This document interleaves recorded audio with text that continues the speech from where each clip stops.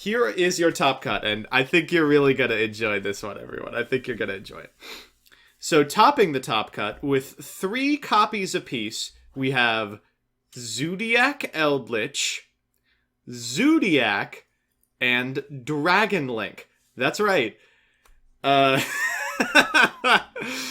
yeah. 3 Zoo Lich, 3 Pure Zoo or Zoo Dogmatica, 3 Dragon Link. After that, we have 2 Prankid. That's right, not only did our good pal MGMFA top, also I Am Komodo on Prankid topped as well, which is the first top that Prankid has ever gotten, as far as I know.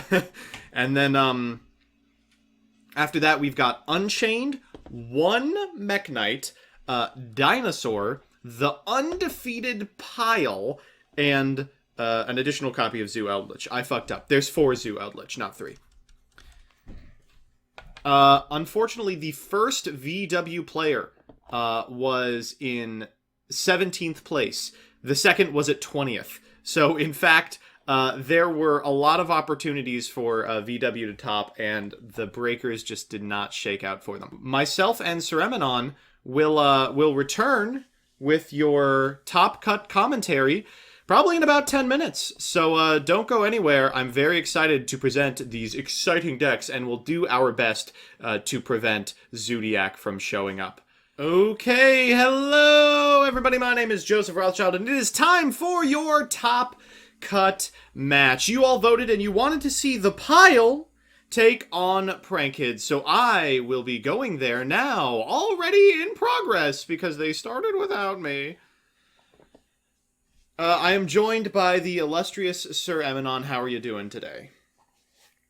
Doing pretty well. Excited to cast a whole lot of Zoo, apparently, and some other meta decks. If you're watching upsetting this... that... Yeah, go ahead. Oh, go ahead. No, I was going to say, upsetting that Mutant didn't end up making the final cut. I actually spent the entirety of that intermission reading all the Mutant cards, and it was all for nothing. But at least we get to, I guess, see some Pile gameplay, at the very least. Yeah, real quick, I'll rattle off what the top cut looks like. We've got 4 Zodiac Eldritch, 3 Zodiac, 3 Dragon Link, 2 Prankid, 1 apiece of Unchained, Dinosaur, Mech Knight, and what you're seeing in front of you, the Pile. This is more reasonably called Blader Eldritch. It is playing Dogmatica, Eldritch, and Buster Blader, along with a Dragoon engine, playing, unironically, Red Eyes Fusion and Insight in order to get the most out of trap cards. A better way to describe this deck would be Trap Trick Turbo, but like many of the Zoo lists, it aims to jam Eldritch into a deck that contains as many proactive engines as possible, and then hope that that's enough to help them cross the finish line. This individual went undefeated in Swiss, so far it has been.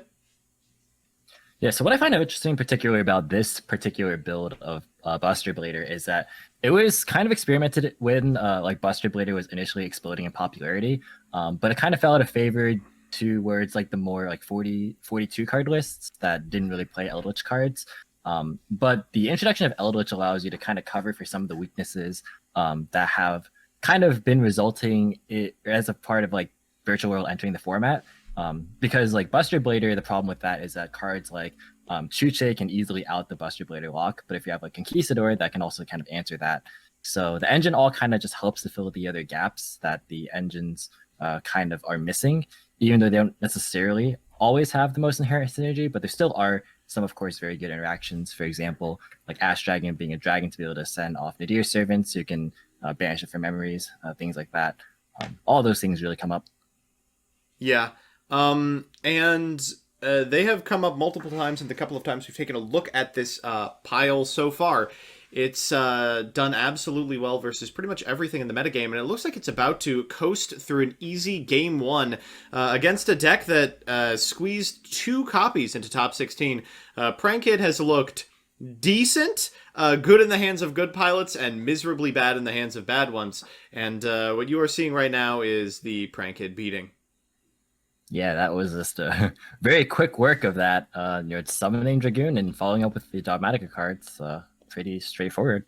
I think the Prankid player actually said, what am I supposed to do? I can't beat a single negate. Well, I really do be like that sometimes, huh? I suppose it do. So who do you like for this match? I think I am pretty clearly in favor of the Buster Blader deck. Prankid is a monster combo deck, and the archetype that gets to kind of play VFD is probably really, really good against it. Yeah, what's cool too about this Buster Blader deck is obviously it's on 60 cards, so it's going to natively have room to play like a lot of hand traps or defense. But even if you don't happen to draw those cards, you have so many bomb cards that are must answers. You know, you have like Buster Whelp, which is a very, very powerful normal summon. You have like Nadir Servant, which is just insane if it resolves. Mm-hmm. And just in general, like even if you don't, hit the ground running necessarily off the starting gate, you have the ability to just grind forever with the Eldritch cards. So all in all, it's a pretty well-rounded deck, all things considered. And seeing a 92% of the field saying that the pile is going to take this best of three. Come on, no faith in Prankid?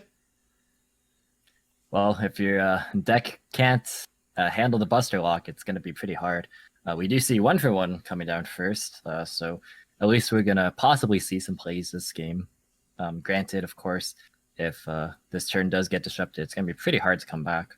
This is one of the very few ways in which Prankid can kind of actually play through something. Going to Meow Meow here and setting the Fancies to the graveyard is pretty good, and because it was done off 1-for-1, they can normal summon a Prankid if this gets ashed. But more and more, we're not seeing, like, Ash Blossoms being the cards that end turns against Prankid. We're seeing, like, Gammas and the like, and despite 1-for-1 being a real strong card, it actually doesn't beat Gamma, I don't think. You go into Meow Meow. Oh, Meow Meow doesn't have an on-field trigger, so it would, but still very, very frustrating. Yeah, it's at least one of the extenders that the deck can play without requiring the normal summon, which sort of covers for that weakness, because at the very least, like if you do get ashed on your Prankid Grave Effect, you can at least kind of recover with your normal summon. But even still, the deck still can fold to two very powerful interactions, namely the Big Rock itself. Yeah, the Big Rock has been a huge liability for this deck, and while it's less likely to show up in the 60-card deck in your opener, it's still kind of an ever-present looming threat. We've seen some really good players like MGM, FA, kind of engineer scenarios by which they can play around Nibiru, but those are few and far between, and require the opponent to have a familiarity with pranks that they might not have yet. So I'm actually kind of thinking about the interactions between these two specific decks. And what's interesting to me is that one of the power plays, of course, of Prankid is just the Battle Butler, being able to be used twice during your opponent's turn. But if you think about it, there's a lot of cards that just kind of completely ignore that in the pile, right? Like if you normal summon a Buster Whelp, like it's fine if it goes to grave or if like you link it away for Link Revo. Like you're not necessarily going to be having to do a whole ton. And like you can just play on your opponent's turn. Like with the Trap Trick engine, same with the Eldritch cards, they don't really mind. And then if you like summon Dragoon, then you just kind of also don't really care too much either. So there's just a lot of parts of this deck that don't really interact super well like with the or rather the Prankid's game plan doesn't necessarily interact well against what this deck is trying to do. Yeah, exactly. That's kind of been the story of Prankids, is if they can engineer a scenario where they play just against, like, Infernoble or Dragon Link all day, they'll just clean house. But if they ever have to play against a control deck, it's kind of an uphill battle. Yeah, it's really only really feels good to get you board. And we've seen Nibiru anyway. Speaking of unlikely to be seen in 60. I shouldn't have said it. As soon as I said it, it was always going to come down. There's the rock, and it was done right before the normal summoned Dropsies would have been able to make totally awesome and insulate against it. Thankfully, they do have the one of Instant Fusion, which can turn into a rocket, and then the rocket can turn into two Prankids for something like a Bow Wow Bark. Yeah, there's at least a little bit of recovery, which, I mean, opening 2-1 as a 1-for-1 at Instant Fusion is pretty decent, all things considered, but it still is going to be an uphill battle to actually amount a sort of board that is going to threaten what the pile is trying to do. Mm-hmm. So, I mean, even like, it's kind of funny because like the Nibiru obviously is going to put in a lot of work here, but like it might not have even necessarily been needed, just given the fact that this matchup might just be super favored for the pile. Yeah, and it's I don't know if it's worth like baiting out the Instant Fusion. I can imagine it would come down no matter what. Right. But it just feels like even in this this matchup, you could just wait for your opponent to do the play, ending on a like a Bow Wow Bark or something, and pass turn with the set copy of the fusion spell, and then Nibiru, and say, okay, I am confident you're never going to be able to put up any sort of meaningful negation. You're going to try and play from your hand, so I might as well eat as many cards that get cards from your graveyard into your hand as possible. Yeah, I don't hate that line of thinking. But of course, playing against this deck requires a familiarity, and since it's only really been metagame relevant for the past week, if that, then Yeah, like even then it's been on the fringes, at the very least. So looks like we're gonna see just a Dodo and a set card. I actually wasn't paying full attention. I don't know if the Dodo actually activated its effect during this turn yet. It's activated its first effect. I don't think it's activated the second effect. So we do have the fusion. We have a plan in graveyard, so you're not going to get OTK'd, but it's a control deck, so that was never going to happen anyway. And I don't know. Maybe they have access to Butler. It's hard to call. Yeah, I mean, you just have any manner of starters, though, if you're looking from the pile's perspective. You got 3 of the Buster Whelp, you got 3 Nadir Servant, you got 3 Insight, you got 3 Red Ice Fusion. I would assume, at least. I think that all of those are correct, except maybe Buster Whelp. Give me a sec. Ooh, it's gonna be a lesser Buster Whelp engine, or Buster Blader engine rather. It's pretty interesting. Yeah, just relying on. No, they are on Buster Whelp. Yeah, of course. Oh, and going into Weather Washer with a polymerization here, sending a Lampsies to the graveyard. Lampsies is really good if you get Fancies here and then fire off the Doodle Doe to put back the Lampsies and the Dropsies. You have the material for a bust or a Battle and Buster on your opponent's turn, but you lack the polymerization. So so that fusion spell provided, or the set provided it is the fusion spell, is at least going to make this board somewhat of a threat. The Weather Watch can also provide some defense, but I mean, apart from that last game where against a clear board with the Dogmatic cards and Dragoon, you can OTK. It's gonna be hard. Oh, so we're gonna see Verite Anaconda for probably Thunder Dragon Fusion here. Yeah, that works too. So our other Pranked player is not playing Thunder Dragon Fusion, but I really like it. It's a way... Thunder Dragon Fusion doesn't have to summon a Thunder Dragon monster. It can summon any Thunder Fusion monster, and shockingly, Battle Butler is a Thunder. So even if this board is cleared, Komodo Dragon will be able to banish Thunder Dragon Fusion, get a Fancies to hand, and then just do the whole combo over again. I remember back in the day, some people were teching in Thunder Dragons so they can summon Colossus using Fancies and stuff. That was kind of funny. But we are going to see the Red Ice Insight come down here, and then in response, Weather Washer is going to be chained. This is so painful. Against something like Infernoble or Dragon Link, this would be an FTK. But what does Battle Butler do to Dragoon, right? You summon Dragoon, and then you look at your opponent and say, activate an effect. Come on. There's so many cards in this deck that honestly resist Battle Butler completely, as we already mentioned. And this is one of them, one of the many of them. And it's going to be really difficult to play through it, especially if the rest of those cards in hand are just all traps, which is a pretty high likelihood. And imagine if they were playing against any sort of monster-related deck. I mean, Weather Washer just insulates you and your life total just so fantastically, and it's just not going to matter.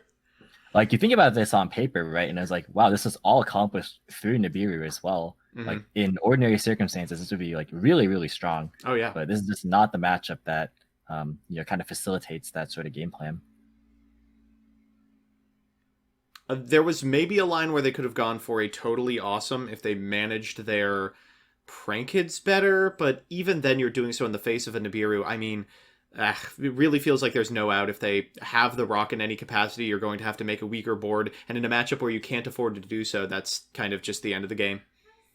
Yeah, and it's the unfortunate thing too is that even if Toad was an option, Nibiru is always going to get dropped beforehand, because if you're in the Mind of Borealis here, you're thinking, okay, well, that's the only real card that actually, can stop any of what I'm trying to do. Mm-hmm. So I don't really care as much about Battle Butler as long as I can prevent the actual negation pieces from hitting the board. So you just play accordingly, and then play your cards, and that's kind of just how it works.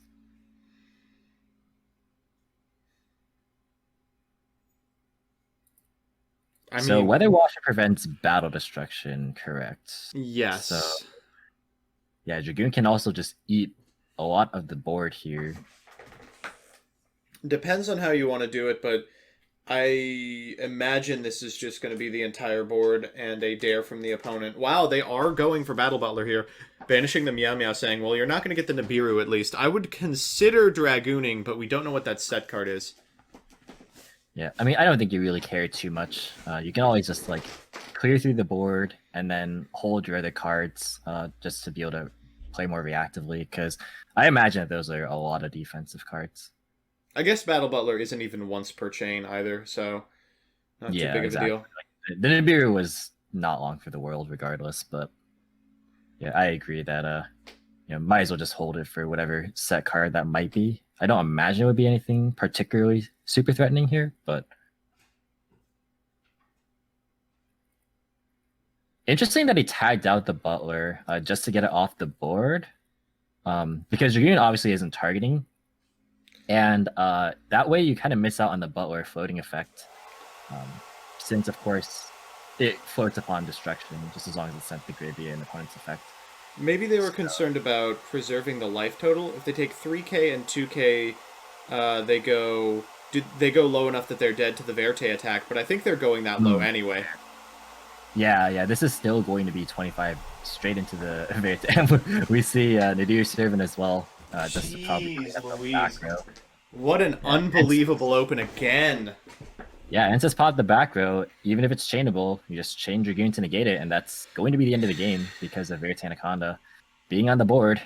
And that is a very fast 2-0 red reboot. Ooh. So they're not technically dead right here. There's still a plan in Graveyard, I believe.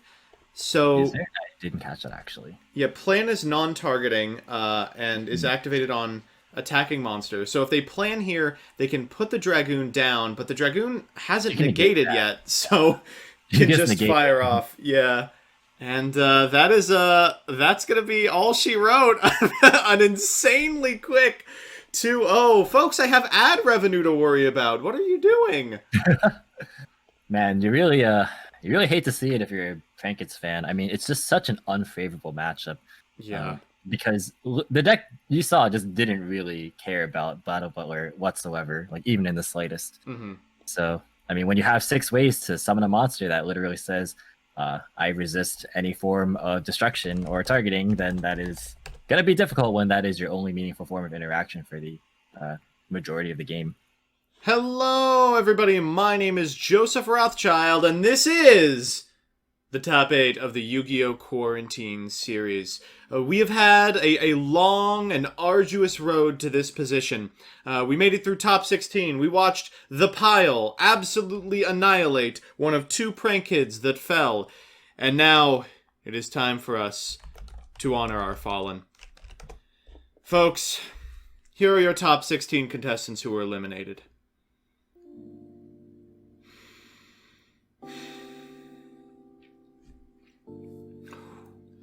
This is hard for me, too. Sampai on Mech Knight. Kelly on Dragon Link. Cyber VX on Dragon Link. MGM-FA on Prankhead. Evazez on Zodiac. Charles on Zodiac. I am Kodo 2 on Prankhead.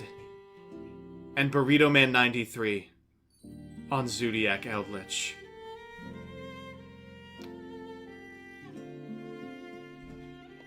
But now we have some pretty fun, interesting, interactive players in Top Cut. We have 4 Zoo decks, 3 of which are Zoo Lich. We've got Unchained, The Pile, Dragon Link, and a Dinosaur player. And we'll be watching that Unchained player take on a Dragon Link player in what I can imagine is the least good matchup remaining in the tournament. It's not going to be close. I am joined, as ever, by the illustrious SirEmanon, commentator extraordinaire. How are you doing today? Disappointed that you used the same adjective, illustrious, to describe me 2 rounds in a row, but otherwise pretty good. You didn't stop being illustrious, all right? You're still illustrious. Oh, you. All right, I'm jumping into the game now, and you alluded to this earlier, but I think it is unlikely that Unchained wins. It's gonna be an uphill battle. I'm gonna say that much. I mean, you Especially if gotta they've lost the die roll. you gotta just draw the hand traps, I guess, right? Like, I mean, Yeah. This is going to be a rough one to watch for sure, especially because Chaos Space pitching Nibiru in order to summon Black Dragon Collapser, but it's just about the best open you could possibly get. Unchained has been doing uncharacteristically well this tournament because there has been, if you couldn't tell by the decks in the top 8, an unreal amount of Zodiac, and you might have noticed that most of the way that Zodiac interacts with people is by popping their individual cards, something that Unchained does not give one fuck about. Dragon Link has better things to do with its time and energy, and usually sets up negates that will actually make Unchained lose the game. yeah, it's gonna be hard to play out of the board. Mostly because like the negations don't destroy outside of Herald. Yeah. So, I mean, like Unchained thrives against like something like Zoo, where that's the primary form of interruption. But when you're staring down, a huge board that has relatively good enough follow up and just a myriad like of ways to just put 8,000 damage on board, it's gonna be really tough, especially if you just don't open the hand traps. Yeah. And I guess probably the only one we're really interested in opening right now is Nibiru specifically. I've taken a look at this Unchained deck, and it's playing the Haymakers, the hand traps that end turns, the going second tools that immediately end the game, but not a ton else. All right, well, if we got Nibiru, we're gonna have to use it pretty soon here. Presumably after this March of Results, of course. So that is point number 1 of the Dragon Link checklist. All right, there's a Halka Wow. Wow. This is the very, very high value. Oh my gosh. Oh, Jesus. Bylon Cube, everyone, but also zero respect for your opponent. Just like, yeah, I'll summon 15 times before going into a single piece of hand trap protection. This is just maximum greed. Searching smoke grenade rather than living fossil telegraphs, just another extender. We haven't really seen this being played that much, although to be fair, with Joel just completely falling out of the format, I mean, you could just be greedy if your opponent just doesn't happen to open any hand traps. And this kind of sucks for the deck that's playing like really powerful going second tools like Triple Tactics Talents, Mystic Mine, Pancratops. You can just take all the stuff you don't want to see out. You get 2 shots at it. Yeah, I mean, good luck, I guess, because it's going to be really tough. That's kind of what some of the problems with playing, these really, really strong go second cards is that you have to draw a critical mass of them in order for them to have any sort of relevant impact. Right. Because, Infinite Noble being in the format, as well as with this deck still technically being capable of performing smoke grenade shenanigans, it's going to be difficult to justify sort of playing those types of cards when you can just stop the combo outright. But if you draw 3 or 4 of them, then you can be in a pretty good spot depending. I've always said the best Forbidden Droplets is the one on top of your deck. So we do see actually Delindrous Dragon being the fuck spot here. So that's going to help make Union Carrier a bit easier here. Some people really stand by the Delindrous just because it does help to just get a free body on board. Right. Personally, I like the 3rd Striker Dragon a lot just because I enjoy having the recharger interaction with RedMD. But I mean, it comes up frequently enough. But I mean, the choice can definitely be different, or rather, it can have a different impact depending on what the game state dictates. This is such a difference of playstyles because I absolutely love Dillinger's Dragon, and I am also the greediest fucker who ever lived. It's like, I know it's suboptimal, and I know every time I miss the 3rd Striker Dragon, I'm like, oh, well, shit. But it's so much fun.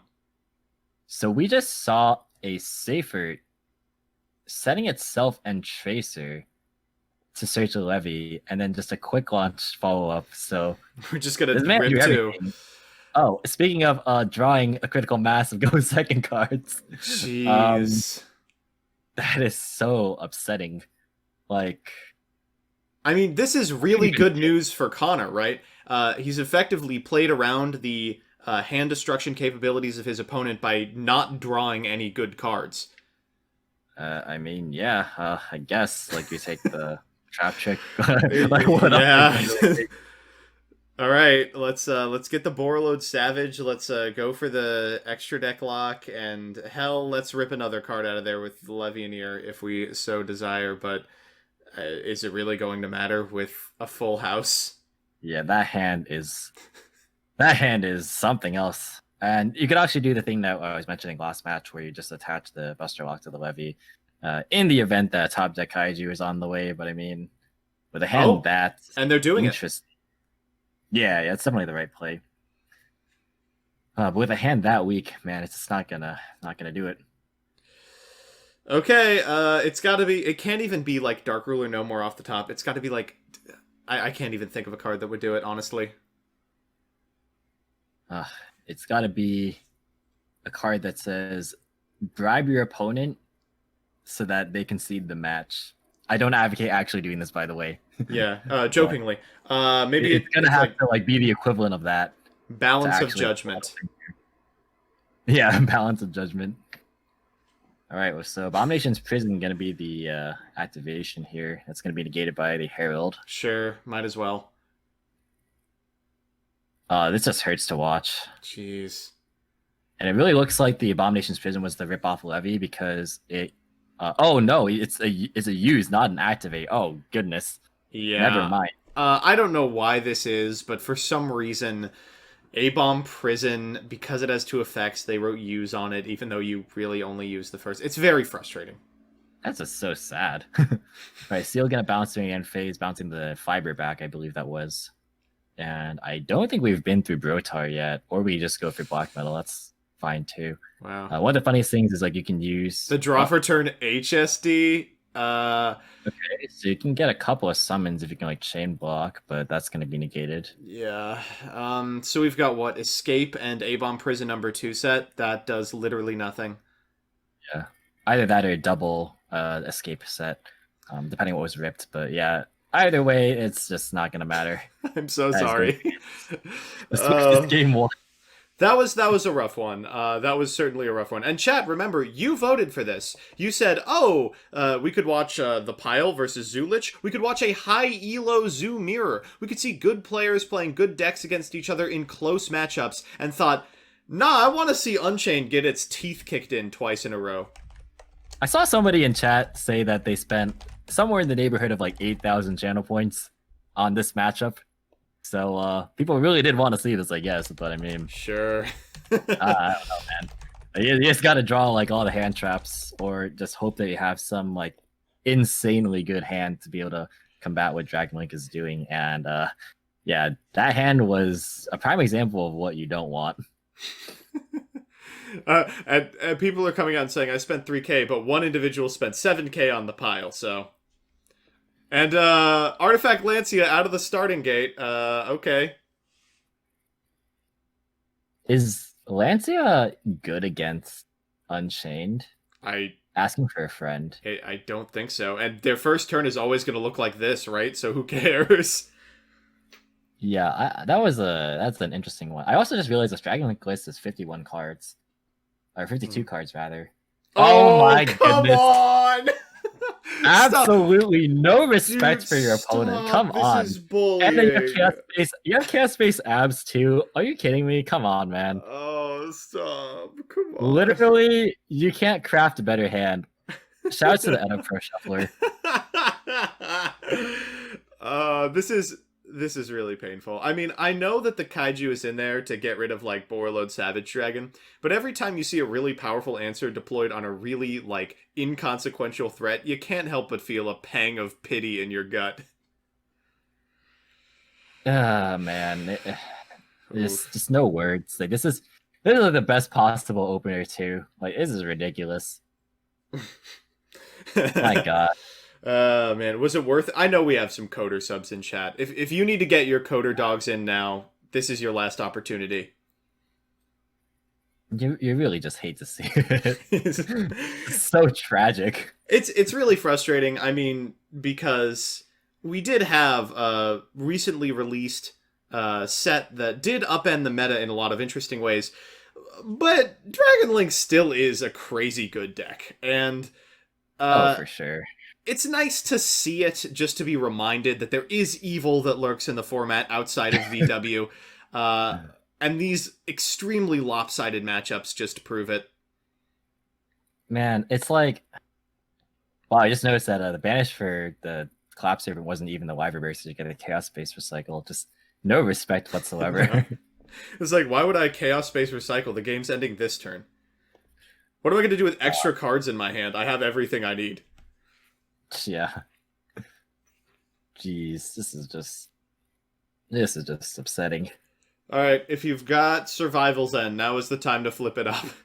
Oh yeah, survival's done. Let's go. I don't Now know. the real punish would actually be torrential tribute. That would be hype. Yeah. Oh, and Nibiru's Oh, pretty close behind. Alright, okay. no, that's not bad. The chaos space draw could have been relevant. They could have drawn a tuner extender, which my is God. the way out of this. Are we going to see a punish? Yeah, that's actually definitely. Oh, okay. Never mind. You just normal summon the Ash because who needs normal summoning to start your entire play. I'm sorry. Had they not normaled yet? No, that's off the back of Noctivision plus Chaos Space. Oh, and Infip on the Hauk. We're All getting right. there. Well, if Dragon Link has 2 extenders, that There's gets one. you out of this. Wait, is there a Tracer Engrave? I assume. There is not actually. Ooh. So. Oh, there's one in hand. Tracer in hand. And it looks like it's gonna be a pop for the recharger. Mm-hmm. So you have a choice between Savage or just going for Guard Dragon plays. Oh, Trap Trick? Or Ooh, nothing. What's the target? This is pretty good. Ice Dragon is so strong here. Ice Dragon, more like Nice Dragon. Shut up. Oh my god. But in all seriousness, this actually is going to put a stop to the turn pretty much. Wait, was that... Oh yeah, they didn't actually do it. They're waiting on it. They're like, yeah, why would I fire it now? I'll wait for you to make Savage. Yeah, you definitely have to do it soon. And by soon, I would like right now, right? Yeah. Or maybe you just forgot to hold A. Letting the LP resolve? Oh wait, no, because it's because of the nice zones. Yeah. Right. Wow, it's been so long since Ghost Ogre was playable. I forgot this was an option. Yeah, right. So you can just banish Striker here, and you're good to go. Yeah, that's pretty dope. Yep, you can't go Seal, and you are, that's pretty much it. Now, unfortunately, this does turn on the Chaos Space. Hashtag never punished, by the way.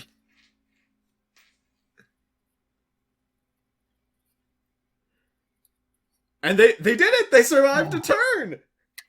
It took 3 interruptions, but nope, good enough.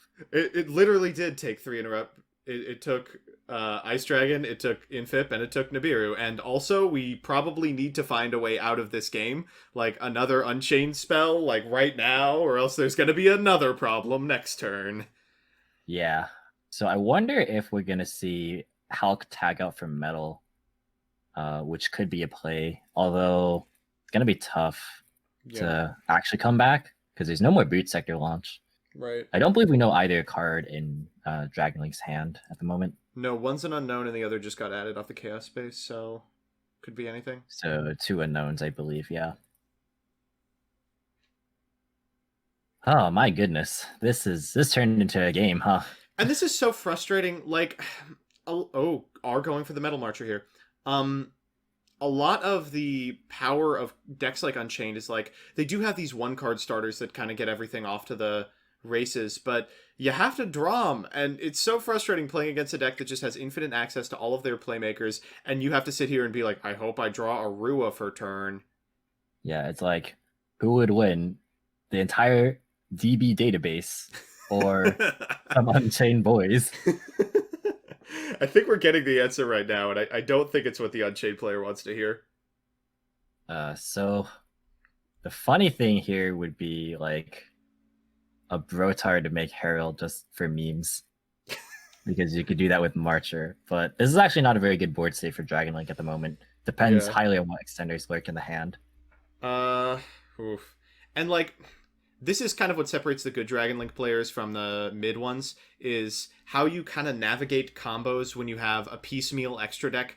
Like, you don't have all of the enablers that you would otherwise. Like, going into Union Carrier here in order to maybe, like, equip something relevant is still pretty good. Yeah, if there is a World Legacy Guard Dragon, you could bring back LP and move it. So that's an option. Or rather, you can bring back LP, and then you can summon a dragon, and then make Pissy, and then move that. That's what I meant.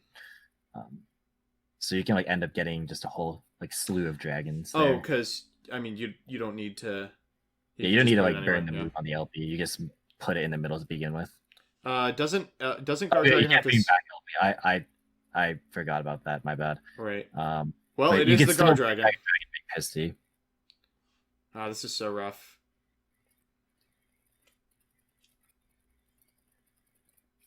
There's so many options from this position, too. Oh, actually, you have 0 options. Called the torrential, by the way. You called the torrential the turn before they drew the torrential. Can we see an Arua or something? Come on, let's see it, please. My Kingdom for a Sarama! Yes! Sarama. Okay. Wait, do we have one? I don't think we do. Wait, we do! We have the Arua! Duh! Alright, not bad. Oh my god. Not bad. We're gonna get to play Yu-Gi-Oh! I can't believe it. So, targeting the... Nope. Oh, no fun. Actually, not the worst thing in the world. Wait, sorry, was that the card in hand? It was in hand! No way. Right. There is no way this is happening. And just walking. Oh, he's gonna crash into the driver because he put it in attack position and trigger the Sarama. Do that? No! Oh no! Wait, we could go through everything here, right? Oh, going for the dog. That is insane. Out comes dog, and yeah, we can start going into rage. This is quite the turnaround. Decisive Unchained victory, says chat. 100% earned. Like, not even kidding. This was insane. And a quick launch off the top. But of course, it doesn't matter. It doesn't matter. Yeah. Thank God it doesn't matter. Oh goodness. Wait, dude, fire it. Wait. What are you doing? Don't give them priority. No, you gotta wait because they could target Tracer or use Tracer to target itself. Oh, you're right. It's a quick in response to the rage. So yeah, you gotta wait. But this is why I'm commentating. You could just do it here. Yeah. And all right, bring out the red. Yep.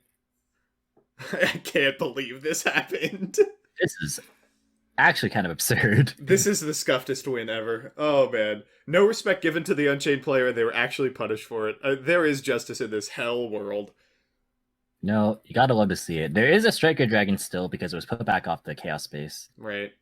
And I believe there is a Recharger in the grave. There is, but is there a Red MD? That's the question. I don't think so. I can't look at the graveyard because it keeps exiting out when I try to click on it, but... Yeah.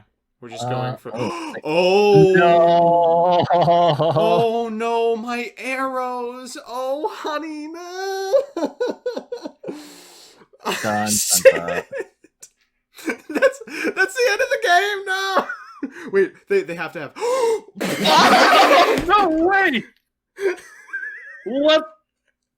There is no way this is happening. It's not even like, maybe it's the right opportunity to do this. They do get the Red MD search. They get the DMD ahead. Ridiculous. Oh my goodness. Because what could have happened there was that Black Mono Dragon could have been put in the left extra monster zone for Pissy, and Pissy could have been used. And I could have gotten a search for Red MD, but the Nibiru turning it around again.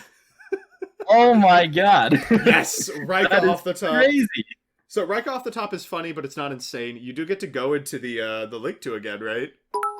I guess, right? Like, I mean, jeez. Is that the play? I have no fucking clue. I mean, you know the opponent has Red MD. Okay, looks like it's gonna be trying to fade a draw step. Will they not draw a normal summonable dragon? Oh, this got spicy real fast. Oh, a set hand trap. Oh, holy shit! He's really gonna get away with it. He's really gonna get away with it. No way. Oh my god. Oh, an A-bomb prism off the top! Wait, you can... Oh gosh. You can unlock your hand now. On the scoop. I can't believe it, dude. Insane. Okay. So that was cool and funny, and I'm glad it happened. But there's no way it happens again. Oh god, you gotta go second and pull off some like voodoo magic. This delivered. So shouts to chat for voting for this match. Yeah, never ended up being mind. far more entertaining than either of us could have prophesized. And this is very much delivering. Wow. Unchained, unsurprisingly winning the vote by a landslide victory. Stop the count! Stop the count! Stop the count! Oh, Jesus. Oh, gosh. So, I imagine in Game 3 we will see a little more measured gameplay from Bassam Steel. Yeah, you gotta not disrespect that hard. Alright, Black Metal Dragon is always a good start. Right. So let's see how many hand traps or board breakers has Unchained been able to draw into is the question. All right. Oh, jeez. I mean, the Red Eyes or the Black Metal Dragon opens are just so painful. You just get to do everything. Yeah, it's the entire combo by itself. All right, so we will see. We are on summon number 4, although obviously you're not going to drop it here. Yeah. So out comes Romulus. There goes Divine Lance. This is just we need a breather after that game. My goodness. They're doing us a great favor by just chugging through the combo that we can all recite in our sleep by this point. Yeah, and then you bring out the Phalanx and you go into the Link Cross. Yeah. Let me just drink some tea and get my hype back up. And then you summon MBT's favorite synchro monster of 2020. I love this fucking card. So when they ban some portion of this obscene combo, I think it's going to be Marcher just because it came out the longest ago, but I really want it to be Link Cross. Very badly. I would also like Link Cross to be gone. I actually find Link Cross to be more problematic than Fiber in a lot of cases. I agree, wholeheartedly. Here comes Fiber, so not even going Herald. It's going for Cube again. Jeez, Bylon. Oh, man. Please drop Nibiru here. Please have it. Hit the You gotta have it. No! The pain might just be the end of the game now. You hate to see it. Going for Living Fossil. Okay, maybe their hand is good enough. Oh yeah, going for the Living Fossil. That means that there was no other extender. Okay, so the real way you win here is you go Nibiru, they chain Herald, and then you chain Gamma. And then that is very good. Because then they search a smoke grenade that won't be doing anything. Connor says, MBT, I'm not good. What do you want me to do? Draw a hand trap? It's got to be like Dark Ruler starter. Oh God, you can't even clean up the goddamn board. Yeah, and then you have to do it through them ripping a card and ripping another card. It's just not pretty. Wait, are we getting 2 rips? I thought we were just getting the 1. Well, we saw. Oh wait, yeah, no, we didn't see smoke grenade added. I totally forgot. I was thinking the other game, but it's still. Who knows? Bad. Maybe last time they drew Living Fossil and searched smoke grenade. Maybe this time it's vice versa. You never know. Yeah, could happen. There is Striker. There is Dillingerous. Here it is again. Oh boy. This is the most explosive Dragon Link setup we've seen all day, for sure. Notably, we saw Router be the pick off of LB, which meant that there wasn't a previous way to access Tracer. So that means without guaranteeing, like, unless if they opened Levianeer, because there was no Brotar setup, there might be a 0 cards ripped, which could actually be good. Like, if all Unchained has to play through is Spheres, Herald, Borreload, Savage, Lock, like, that's something it should be able to do. Doable, depending on what you draw, because I don't think this deck is a deck that auto folds at all to the Buster Lock necessarily. So right, of course. We will see what ends up being the fate. I mean, Dark Ruler would be pretty choice. Yeah. All right, manifest Dark Ruler to the top of the deck, chat. As Drift Gaming would say, this is 2.5 Yes! games. Yes! Let's fucking go! There is no way. Oh, and the person my to God. back it up. Oh, my God. No Ash Do you Blossom, believe, no chat? problem. Do you believe? I'm Holy losing my moly. shit, dude. I'm losing my fucking shit. All right, All we right, get to set a Aru card, here. activate Aruha. That's going to target the set chamber. Yeah. Okay. Chamber triggers. We're going to go grab... Oh! Oh, my God. Oh, my God. This game actually has delivered. This is insane. So much. Shockingly, this is not the end of the turn either. I sure hope not. Oh, wait. If that's the attack, maybe it is. All right, so Seal is going to go ahead and trigger. It can't activate under Dark Ruler. It just gets negated for its first effect, of course. Then you can bring up Brotar via its tribute effect. And then Brotar can target the Savage. That's probably going to fiend for... it could get Levianeer, but Levianeer against Unchained's a little bit risky, honestly. Hey, do you have other good targets? Yeah, Black Dragon Clap Serpent seems like the easiest one. By the way, driver drawn again. Awesome. All right, and now on the replay, I almost just want to be like, yeah, let it happen. I mean... All right, so let's see what the float is going to be into. Wait, you can get Abominable Unchained Soul, right? And that can pop Savage out the Buster Lock and clear Herald. I think that can be a thing, right? Yeah. Please tell me that's a blind play that's possible. I don't know this deck that well, but if that is the play that is possible, then that could clear the board. I mean, it sounds plausible. Love to see it. Another driver. By the way, driver. Check W. Why even bother hand looping if you're just gonna draw driver? Oh man, do you actually get to clear the whole board? I mean, if they have like a fucking torrential set, they might win this game. This actually was such a well-played go second turn. Yeah. Unbelievable. Thank you, Dark Ruler. Super well played. It was through Meister as well. So like the ceiling was lowered. All right, Carrier can equip. It can equip like Black Metal or like a Safer. Those both get value engraved. It's gonna be Safer here. Yeah, we've already kind of looped all the Black Metal value, right? Yeah. Okay, so Safer actually, it's interesting because there's no Levy engraved. The only target he can add back is Savage, which is fine. Yeah. So pretty interesting. Actually, yeah, Red MD is engraved as well. I didn't see what the Striker Dragon target, did you? You're targeted? No. Here, I guess I could check the log. Oh, Recharger. Yeah, Recharger. Okay, so we can go for like Red MD engraved as well. Okay, here's the Recharger. Here's the Striker. We're gonna get to see what that set card is anytime. Oh man, I cannot believe they both drew driver, by the way. It's so funny. It's hilarious. That's just funny at this point. This is comedy. Oh man. Alright, I mean, this is the position where if you're the Dragon Link player, you're like, okay, they're out of everything. We're gonna pop the Safer here, obviously. Oh my.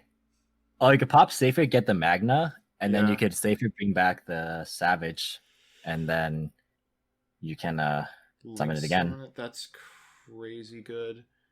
But there is a nice window for like a Torrential or a Piece of Destruction here. Yes.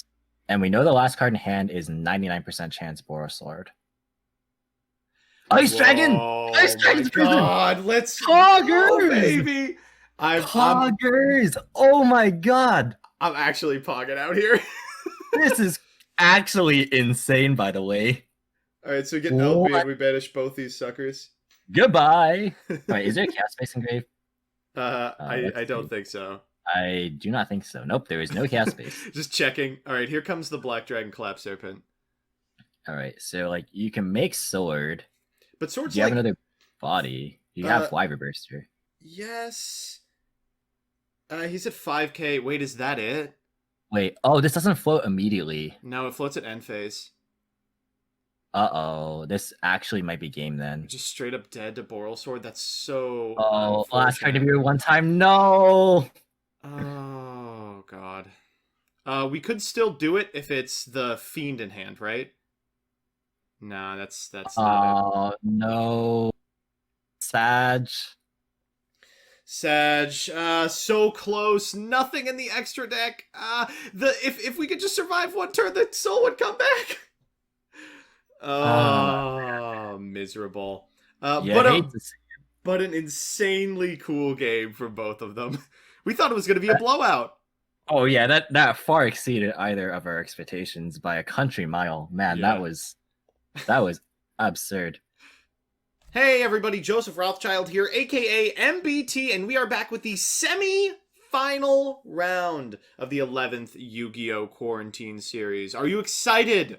Are you mesmerized? Can you wait to see what deck will win this illustrious event? We've got two Zodiac Eldritch lists in the top 4. One is playing Dragon Link and one is playing Dinosaur. Chat has elected to watch Giant Skyhawk, YCS staple, attempt to claw his way into another final round using his patented Survivals End Dino.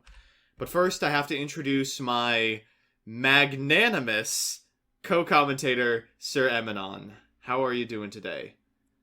Terrific. I'm glad that you reserved a different adjective this time around and then said used illustrious to describe your own tournament, which I would very much agree with.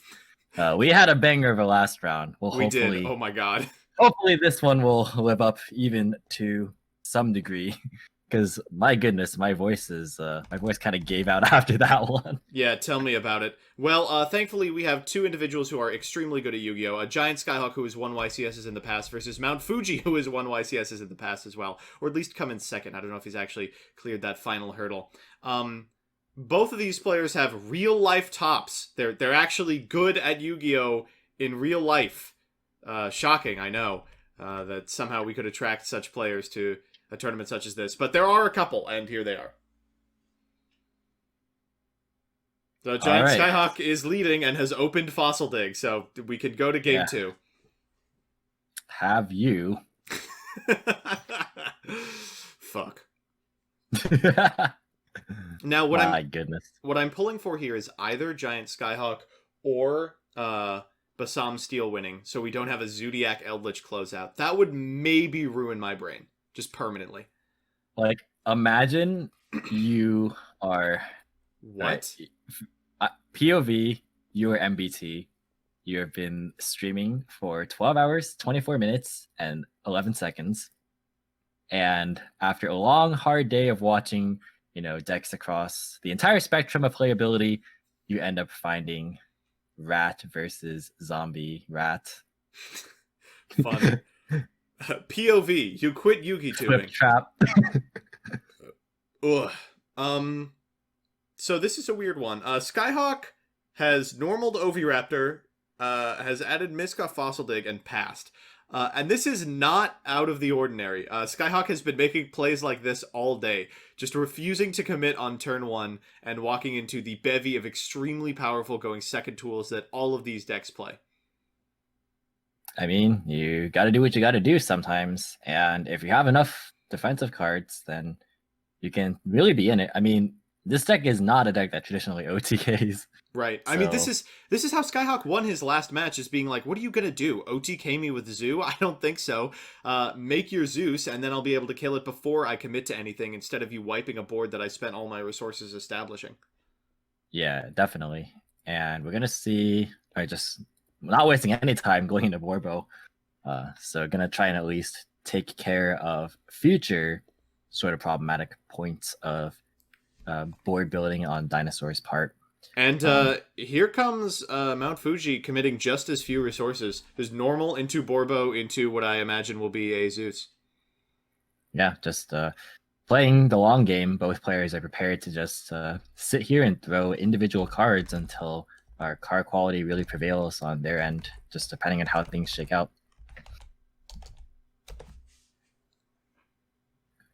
So we will see what ends up being the play. Depends on how many Eldritch cards are in Mount Fuji's hand. So taking quite a bit of time to think. Just I guess seeing how much we want to take it slow, or if we really want to try and accelerate I mean, Zoo can't really accelerate the pace of the game like that much. Right, there's a pretty low cap on what they can accomplish over the course of an individual turn. Yeah, it's like, do you want a 4-mat Zeus or do you want a 2-mat Zeus to play around Nibiru? That's really your decision making tree right there. I do wonder if there are Dogmatica cards in here. Mm-hmm. Because Dogmatica can actually allow for the clock to be moved forward just a little bit. All right, going to be Curse Eldland as the follow-up here. That's a good rip. You can use Cursed Eldland to maybe threaten the Overraptor and get Skyhawk to pitch the Misk, but I imagine if you're Skyhawk, you're completely fine letting the Overraptor die here. Yeah, or you I could don't just know. get more Eldritch cards, which is fair. Again, there's a possible chance that you just go for Dryden to pop your own Curse Eldland. Mm-hmm. That way you get a Golden Lord or Golden Land engrave, so you can get like a Scarlet. Mm-hmm. And Wakero like doesn't even necessarily telegraph Conquistador, just because like Wakero is probably better in this matchup, to be honest. Yeah. Conquistador just feels so bad when miscellaneous sources just peeking Exists. around every corner. Yeah. Yeah. See, one plays directly into Misk, the other directly deals with Misk. So Ooh, exciting. yeah, you got a wide bevy of options. Mm-hmm. Really taking the time on this one, just to make sure that every resource is used optimally. Which this is a deck that it can really punish you if you play incorrectly. Right. Despite it being not maybe the most explosive or exciting to watch, it's actually a good deck if you want to like relearn the fundamentals of the game. Because what I discovered from playing this deck is that I got a lot worse at playing control decks like over the past year and a half. So I was like, wow, this actually has made me get better. Whoa, that is a Oh, really early Zeus. I don't really hate it that much. I mean, this is just a really slow approach Mm-hmm. because you're making it so that you get your Elden Engrave here. You're not playing into Nibiru, which I mean, I guess you could argue if you're going for this play anyway, you might as well have gone for the Nibiru because you could have just chained and it would have resulted in the same thing. So maybe that could have been played a little bit differently. Because if you have like the payout would have been better if you had just like gone for like more mats under Zeus. Right. Whereas like Nibiru would have been the same thing as this. It's just that you don't have a 3K vanilla on board. Right, of course. So I don't know. It's a toughie for sure. Yeah, I mean, if you want to send Cursed Eldland, like that's definitely a fine play. It's just that like you could have done that either way, but just had 2 more materials under Zeus. And again, if you get Nibiru, you get Nibiru, but like the same result happens. So we are going to see the end phase Conquistador. That's going to set Scarlet. 4 back row is definitely probably going to be good enough, hopefully at least, for the sake of Zoo Eldritch. But play is going to pass back over, and we're going to see exactly what resources are going to be held over here and how far we can get. Yeah, miscellaneous source is a good start. We've seen Skyhawk deploy evenly matched, though I don't know if it's in the main. Ooh. Main deck Eld or even against the Lich would be crazy. It looks like it's not going to be that because Anodor Archosaur is the normal summon here. All right, so we did have a baby in hand, really? Yeah, like if you open like Arch plus Baby plus like Ovi turn 1, that's kind of a lot of like just clunky cards. Especially if like your whole game plan is to play it a bit slower. You kind of just have a lot of the same things. And All right, drop gonna out the be response, sending Nibiru. I guess that makes sense knowing there's a Misk in hand. right. Yeah, there's not really gonna be a very opportune moment to use that. So I don't hate it. Like a lot of people just side out Nibiru anyways in this matchup, just because it's so rare that you actually get value out of it. So it's gonna actually be tough for Skyhawk to really do anything here, because like you can Misk, but then like what is Misk really going to be summoning, even if it like doesn't get Wakeroed? Because like normally you're summoning the Arch anyway, and you already used it. The play could be Link Kuribo. If there's a pill in hand, you could go for Secure Gardener, and that's like something you can go for. Um, There could also just but be an Ultimate Conductor Tyranno. Like, that would explain the past turn one. true, that also is a definitely definitely a viable path. Oh, it's a baby in hand. Okay, yeah, I didn't catch the first turn because I joined the room late. I just took Joseph's word for it. But Oh, that was a if it, poor decision. oh, okay, so there was the hard drawn UCT, like All you right. prophesized. Okay, and we know that there is a Scarlet Sanguine and a Hakero set. Yeah, well, is there a conquistador that can clean this up in the battle phase? I guess we'll find out. All I'm right, going UCT for it going now. to Popping the baby, I'd imagine. pop the baby. See if there's a response here. All right, no response to that. And the baby effect. So Skyhawk can get reasonably far here. Yeah, we can go for like or we can go for Oviraptor. We've already got a Misk. If you like Misk for 2, you can summon baby, but then you can't OV cycle the baby because there's nothing in grave at that point. So this is very, very awkward actually. Have we normaled this turn? We have The normal Animador, the yeah. Archsword, yes. Oh, going for Misk just to have more follow-up. Oh god, is the other Ovi in hand? No, there's no way. Rough. That is rough. Rough if so. I actually don't hate this. It feels like you send these to the graveyard, and then your opponent shotguns the Hakero. You can use the second Misk, and you can get through it. Oh no, just pushing for damage, in fact. Yeah. Well, we don't know if there's a Misk in hand because chat said that apparently the first search was for a baby. Oh no, the Fossil Dig was for a Misk. Oh, was it? Okay. Yeah.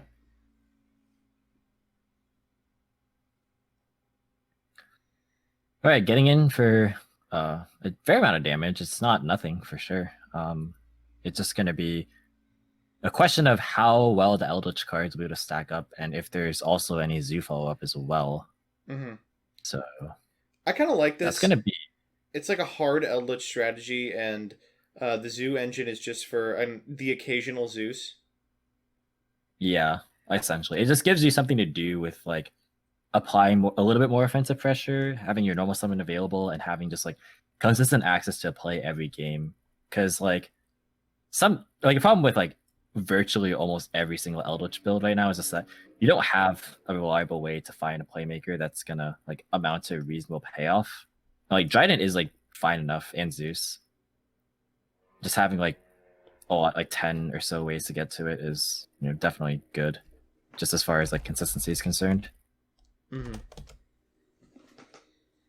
So we'll see what ends up coming of this, if anything will be used in the end phase. So it looks like Scarlet is going to be flipped. I do wonder what the remaining back row is that isn't Wakiro. Mm-hmm. You could be tempted to maybe use like an Eldritch card just to like have things cycled a bit more, but probably not worth it. So we are going to see a top deck of something that could or could not help the board.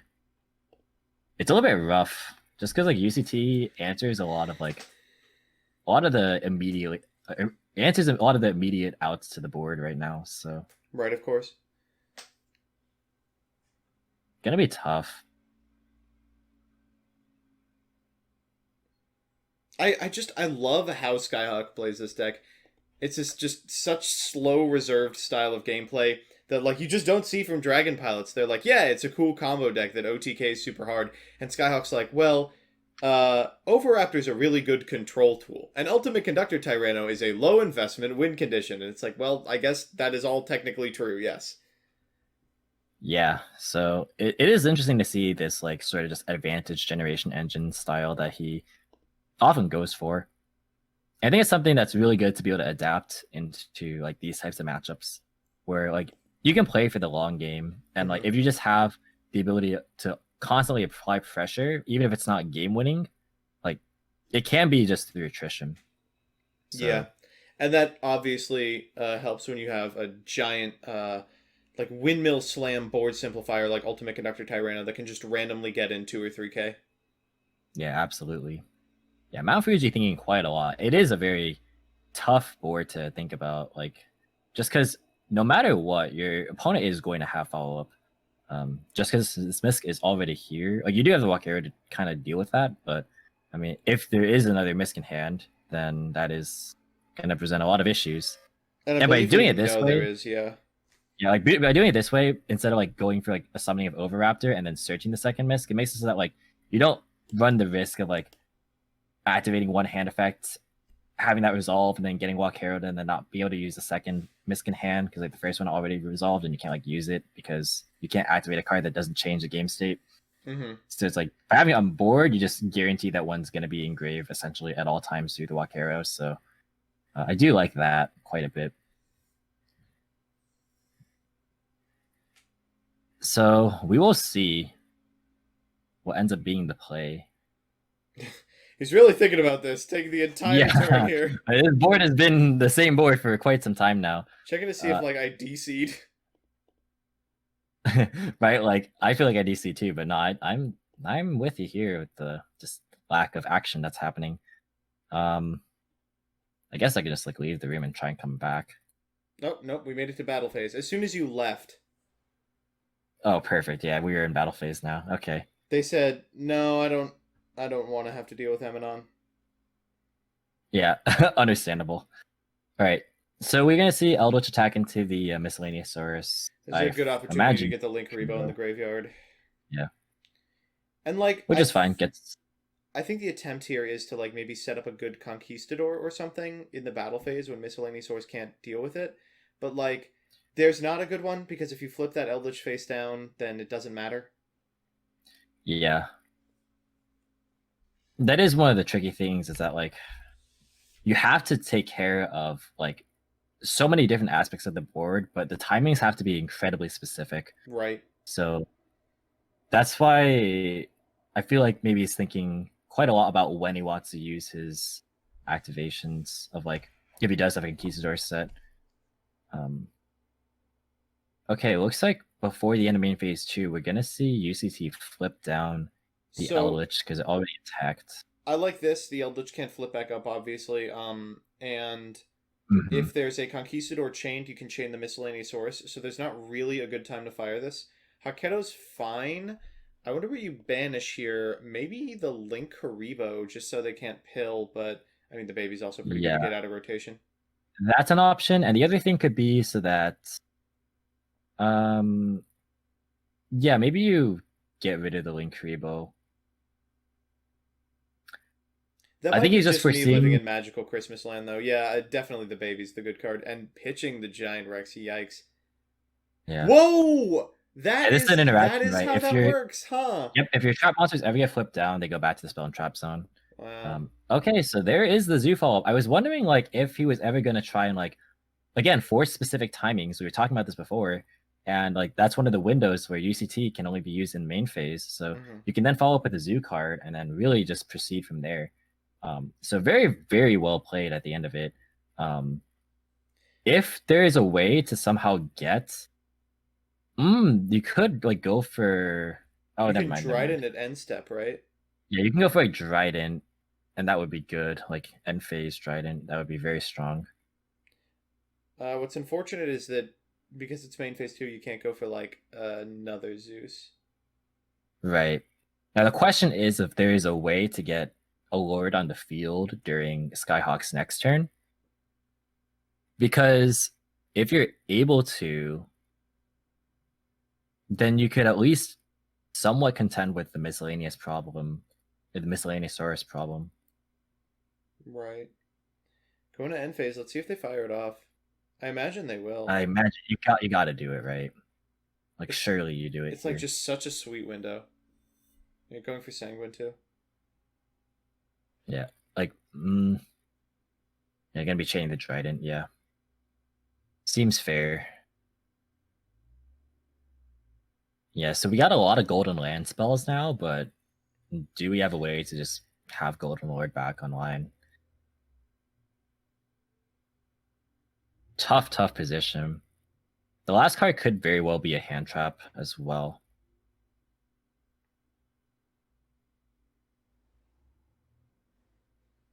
And we do know that Mount Fuji plays what's it called, Forbidden Droplet. Mm-hmm.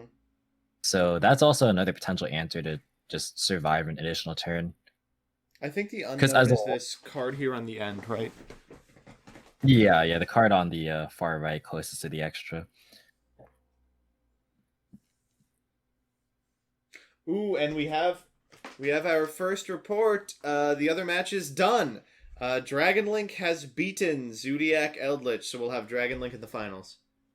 You know, we've been paid some retribution. We are guaranteed to not have a Zoo Eldritch Mirror. Awesome. That's such good news. Yeah. I can feel your mind eroding as we're approaching the 13th hour of commentary. I just listen. I love Zoo. I'm glad it's playable again, but I mean, you got to be reasonable. This deck is a slog. Yeah, to cast definitely. Mm-hmm. I mean, I imagine I've commentated a lot of Zoo lately on my channel. If you aren't following SirEmanon's channel, that's youtube.com/SirEmanonLOL, right?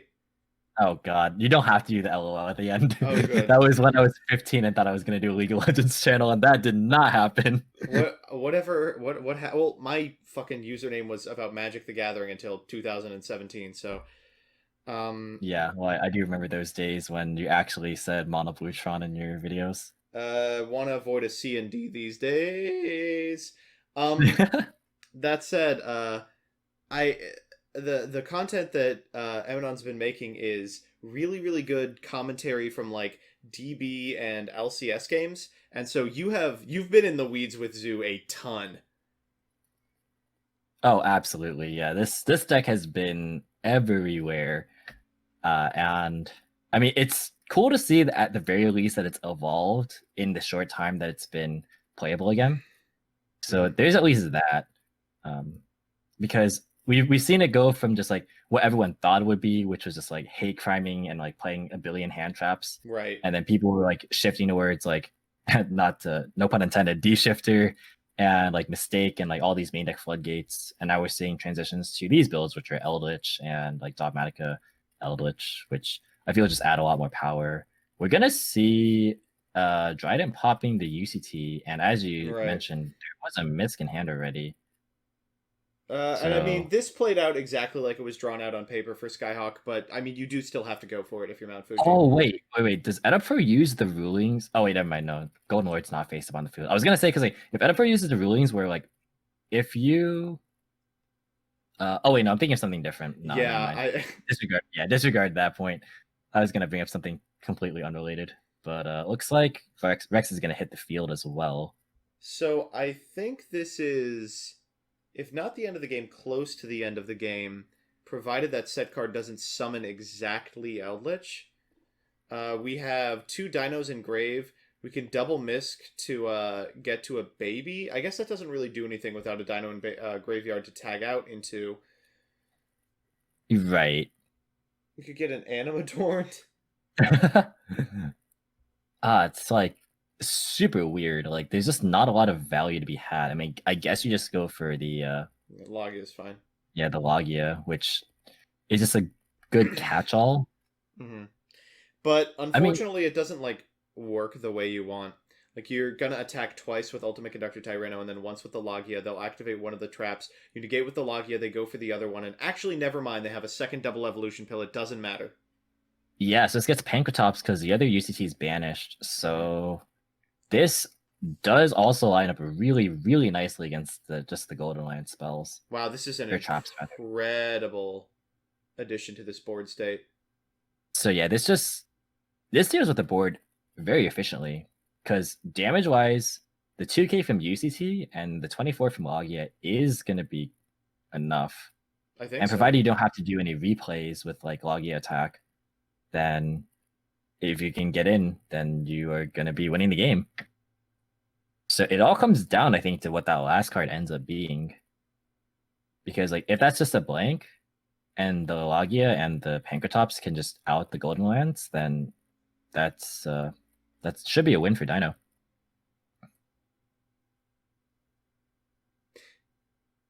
Oh, but that does change things. It removes the Logia, right? Because the other two are protected by Miscellaneous Source. Yeah, but that does matter because it does ensure that you are going to be able to get your chump blocker. In response is going to be the Pankratops. I wonder if I like this a lot. Will be going for hit the Trident. That Trident. That's strange. Why are they doing that? I also am wondering why this is the play. These weren't being tributed off Nibiru. No. So this is just less damage this way now. They get the token. They're going to do 3k. Yeah, it just seems like you've weaseled yourself into a position where you're just doing less damage. Okay, because if Pankratops is on field, your opponent has a Nibiru, 2 face-down monsters, and you have a Pankratops UCT. You can swing in with UCT. That's 3k damage. You attack with the Pankratops. They chain the Golden Land. And then you can... Yeah, like you're getting 3 for free. If they ever chain a Golden Land, you get another K. Then you have them at 100? Like, that just seems too good to pass up. You have them at 100. You'll have the Pank live.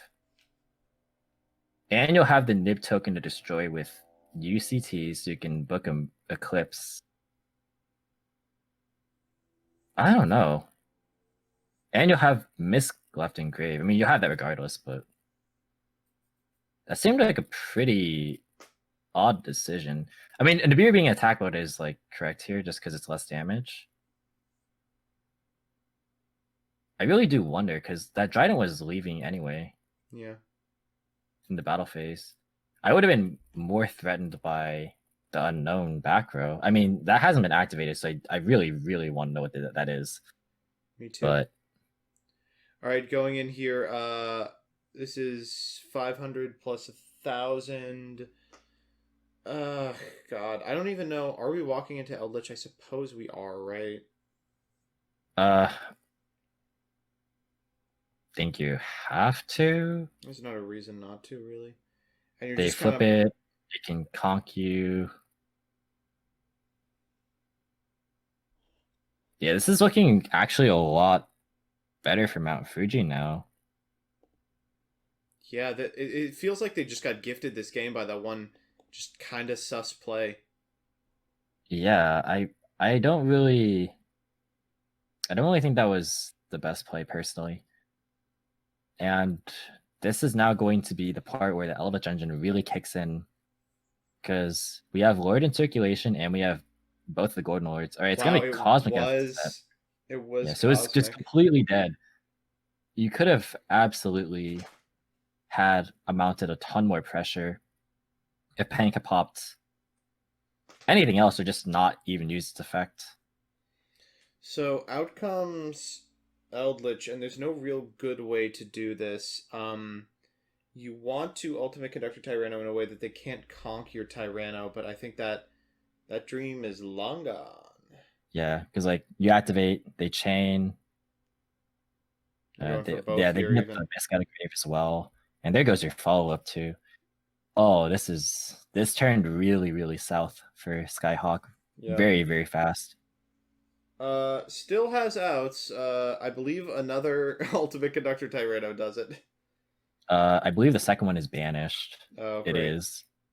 Yeah. I think Skyhawk's actually just completely out of resources. Ooh, and by doing it like this, Mount Fuji is able to banish relevant cards from the graveyard, then do it again next turn because they're going to get reset.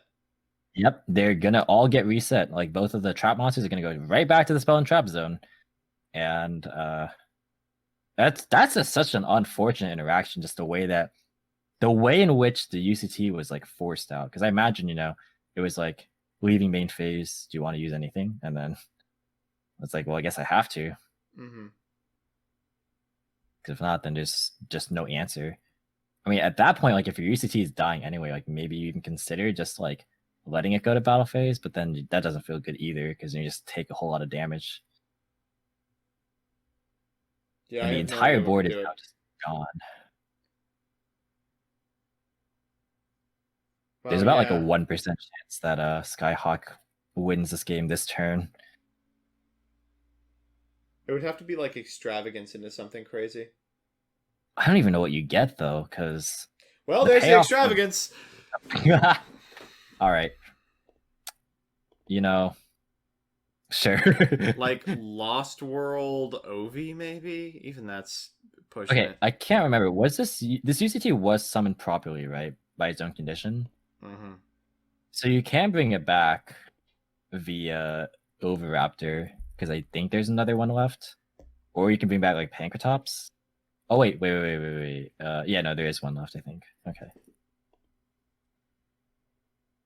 But like this, I don't think Wait, there's another anything. Ultimate Conductor left? Is that what you're saying? If you can Overraptor it back, yeah. Like, because Oh. if it was properly summoned, you can bring it back. But probably just too little too Oh late. my god! Wait! It did draw the fossil dig. I mean,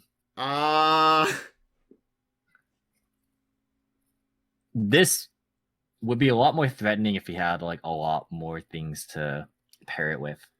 If Skyhawk's on a third Ultimate Conductor, he does just win here. But, you know, obviously that is not going to be the case. It's so strange. This Just is the way this game played out was very, very strange. This is the weirdest fucking set. It's just game one, by the way. Good gracious. All right, Miscellaneousaurus. That's really good. 1, 2, 3, 4. We can get into Overraptor banishing Giant Rex. Wonder what's left in the extra too. Yeah, that matters a ton. Mm-hmm. Oh, in before that last card in hand, by the way, is another Nibiru.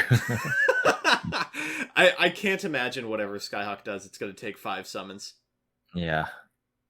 Plus, there's already 2 Nibirus used. All right. There's 1 Overraptor remaining. Yeah. I'm trying to figure out what other resources are in the deck.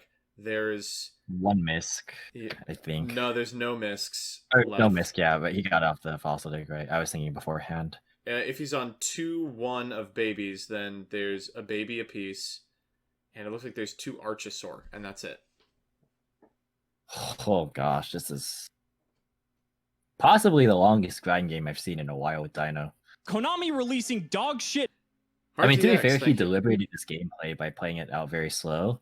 Yeah. And was working for a long time, but like that previous turn really just kind of turned it all around, just because like the Eldritch cards managed to stick, and then now you just have to deal with them persistently every single turn, and it's very, very hard to come back when you're just able to keep throwing their cards at you and you don't really have a good out to it. All right, that's 4. Out comes Overraptor number 3, I'd imagine. It's gotta be, yeah. Is it Ash Blossom that he held through the extravagance? There's no way you do not ask Extravagance as the only card in hand. I refuse. All right, Overraptor time, baby.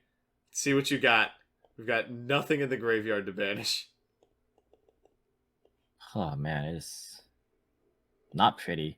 He kept the Pankratops in grave specifically to bring it back, I suppose. But man, that is not a good feeling. Wow. I can't believe how close this game has ended up. This is so painful. Yeah. It's painful because it's like it looks closer than I think it is. I think honestly it's gonna be so hard for Skyhawk to come back at this point. Mm-hmm. I think the game turned like the instant that Nibiru Chain resolved last turn. I think the game like already was kind of over at that point. 38 on this card. Okay, well that actually could matter, I guess. But it won't be enough. Have we normal? Wait, have we normal summoned? Wait, hold the phone. Wait. Wait. Have we normal? No way. The All right, I might be eating my words here. it was So it was we extra could into normal the fossil baby. dig and a miss. We could normal the baby. We could tag it out for the Pancratops. We could, and then if baby does baby Oh even have my another god. target? Does baby have another target? There's like an animadorned archosaur. Good gracious. There are, I believe, how many dinosaurs are banished in Well, total? okay, so hear me out. Skyhawk's on survival's end, so there could be a Megalo Smasher. I don't have a response to that. Megalo Smasher in 2020. Rex can get over I mean- Eldritch though, and Pank Ovi is lethal. So the two cards that are set, we can Yeah, activate these again, right? So Yeah, well, yeah. If Ovi could summon an attack position, that would actually be a lot different. But getting Petit Pteranodon off the baby Ceratosaurus. I mean, there are worlds in which that is a good play, and there are worlds in which that is the only play. And this happens to be the latter of those. What are we fucking doing? I don't know. This is so close to lethal. It's like It's like agonizingly close. you could maybe cheese a win where you attack with Giant Rex, you attack with Soul Eating and Petit Pteranodon. Mount Fuji lets us through because he doesn't think it's lethal, and then you overlay for Gagaga Cowboy. Cowboy, Yeah. jokingly. That's the only way I see getting out of this. I go to battle phase. Let's go, baby. Can hit Overlord. Can hit in for direct. Or you can just activate Conquistador and then like block because it's 18 defense. Hold on. If you remove Conquistador, how do you beat the large Giant Rex? He's like a big boy. If he only had fucking Pensatag would have annihilated this board state. Oh, imagine Pentestag Giant Rex. That would have been hilarious. My god. But I mean, I guess you could like Golden Lord back to hand, keep it in hand, and then like send it away with a Speller Trap. But that feels really, really neg. Yeah. Going with Petit Pteranodon here. I don't think I've ever seen Petit Pteranodon attack besides attacking into a Jurag token when it was normal summon it with Lost World. Like this late into the game, I have not seen this card attack. Oh, he took it. He took it. We're getting there, folks. I hope you play Cowboy, says Mount Fuji. Gosh. Oh, Imagine man. having the gall to say that if it I'm ended looking. up happening. I have to know. I'm looking. If it ends up happening, that would be wild. I have to know. There's no way. Okay, he's taking all of it. You know, if you're gonna go down, you gotta go down with your sword. So okay, I now know. I don't want to know. I know it's two. Oh, this would be This would be actually just outrageous if this happened. I don't imagine that like you hesitate at all if you play Cowboy, right? Like, No, yeah, it'd just be like point, shotgun. You put it on the board. And then your opponent reveals a third Nibiru, the last of which was drawn in one of 28 scenario. Oh! How do I call this? Like, what? You're so good at Yu-Gi-Oh, dude. You're so good at Yu-Gi-Oh. I don't understand. Do you scoop to that? We're going for Peg again. What are the chances? I just said it was 1 in 28. But oh my goodness. How? Jesus Christ. So this is actually the end of the game. One. This is the third Nibiru. Oh, the token's not even big. It really did speak into existence, apparently. Oh. It had to be survival's end in the hand. Oh, man. Alright, so unfortunately by Pancratopsing that Hakero, we can now use Hakero's effect to get a Scarlet Sanguine, and I think that's actually just the straight up end of the game. Yep. We can fire Conk. It's just the wrong order. It shouldn't really matter. You can like go. You can go like Eldritch the Golden Lord No, effect. they drew You can another go ahead, spell. summon It itself. doesn't have to think at all. Yeah, like summon itself and then go for Scarlet. Summon another one. Kisador, pop the token. That's like 3k, 25, 35. That's like 1 billion damage. Yeah, I can't help but think that this was Skyhawk's game to lose. That one Nibiru turn was just so poorly Right, played. yeah. Like it really felt like he had it handily just because he was playing so conservatively. And it lined up really well against what, Mount Fuji's situation was, like just the resources he had. But yeah, it just didn't end up panning out. All right, And that is going to be a concession for the very arduous that was game one. Game chat. number 1. That was game 1. Oh my god. But think of the ad revenue I'll be getting. Oh man. Please, I demand like a 75% cut of that. I'm kidding. That's fair. Imagine.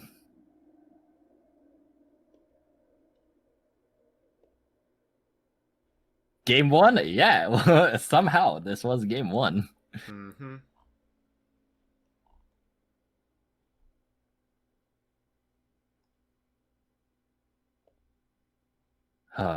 I needed to hit the right back row with Pank. I misclicked. Second nib was it. I needed to end off the top. LOL. I feel like if you just don't activate Pank, isn't that lethal? I might be misordering here. It might be 100 short of lethal. I think it was 100 short. So I think Skyhawk was saying the back row that he misclicked was in response to the third Nibiru. Where if he hits the Conquistador can't pop the tokens, so it's not lethal yet. But I mean, realistically, like, what are you doing when you're out of Overraptors and out of UCTs and out of Miscs, right? So I mean, right. I think it was a foregone conclusion at that point. But I agree that like the second Nibiru was really just the turning point where if like just holding the Pank would have straight up been better. Like, yeah, it didn't really do a lot to kill the Dryden that you could just take care of in the battle phase.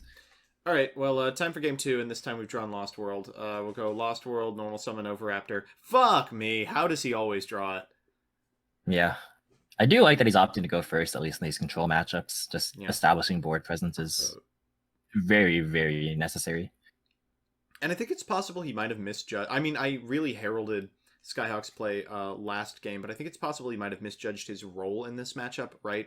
Like, with no knowledge...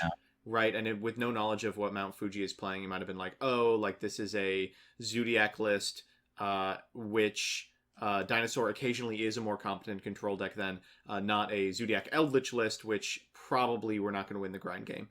Oh yeah, I think if this is like pure Zoo, like you can absolutely, like with very high confidence, play the heavy control style and not really feel any sort of regrets because like your board is going to get cleared a lot less often. And like even beyond that, like you're just gonna be able to grind a lot better. It ended up not mattering in that game because Mount Fuji drew Nibiru and had it at all stages of the game, I think. Yeah, that did not help at all for. But it means in game 2 we might be seeing like a pivot to like more combo style setups, and I mean we're 3 summons deep in now, so here we are.